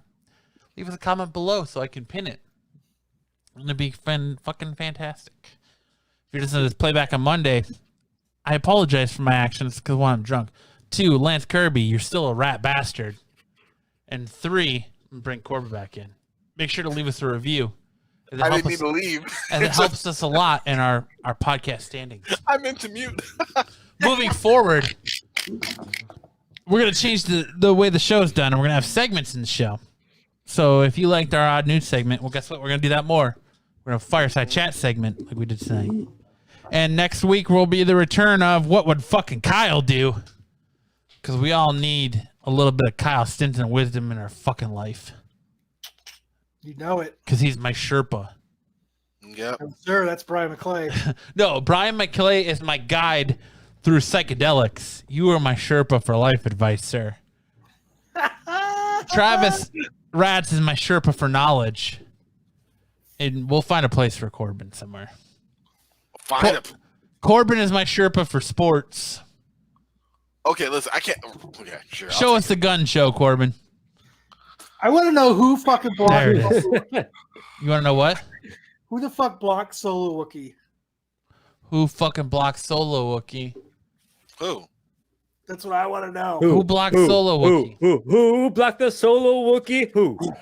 If you block Solo Wookie, I have a particular set of skills that will allow me to find you and absolutely do nothing about it. And unblock them, yes. Unblock them. If you're listening to this back on Monday, again, I apologize. 1, for my actions. 2, that you found this show. And 3, make sure to subscribe. I don't know where I'm going right now. But it's like Groundhog Day with Bill Murray. Yeah. For this week's episode of the Absolute Geek Podcast, make sure to check out Corbin on Tales from the Spinner Rack every Sunday. Every Sunday. Sunday. At 3 Mountain Standard We are Time. going to be doing next week Justice League versus Justice League. There we go. No, we actually have some comic book reviews. Comics are back. Yes, comics are back. We're back to our roots now. Guys, on a more serious note, I am This happened. completely fucked up right now. On a more serious note, I am fucking we changed gone. the format, Kyle. It's not like that anymore. I am fucking 3 sheets to the wind. I've actually learned how to saber off fucking bottles of champagne, so I plan on bringing out the saber. Yeah, I'm gonna bring out the saber, but I want to send a big congratulations to our fellow podcasters and brothers in arms over at Couch Crunchers, who are going to be recording their 100th episode tomorrow night. Congratulations, guys, on 100 episodes. It's a big milestone. It's a lot of hard work to get to 100 episodes, even though most podcasts don't make it after 10. I want to go to karate because it was on the same night as Wonder Years, so I can watch Winnie Cooper. I quit karate for fucking Winnie Cooper. Totally didn't even know I just hit that button. But what the fuck ever. That is just the kind of show it is tonight. But congratulations, Couch Crunchers, Lance, Sam, Max, Tyler, and all the returning people, because I know they're having a big reunion show tomorrow. So Jay and yeah, I can't remember who else was on that fucking show at the beginning. But congratulations to you guys. 100 episodes is a big milestone. Yep. And while I'm rambling, for this week's episode of the Absolute Geek Podcast, I am Matt. I'm Kyle. I'm Brian. I'm Corbin. I'm Travis. And we'll see you guys next time.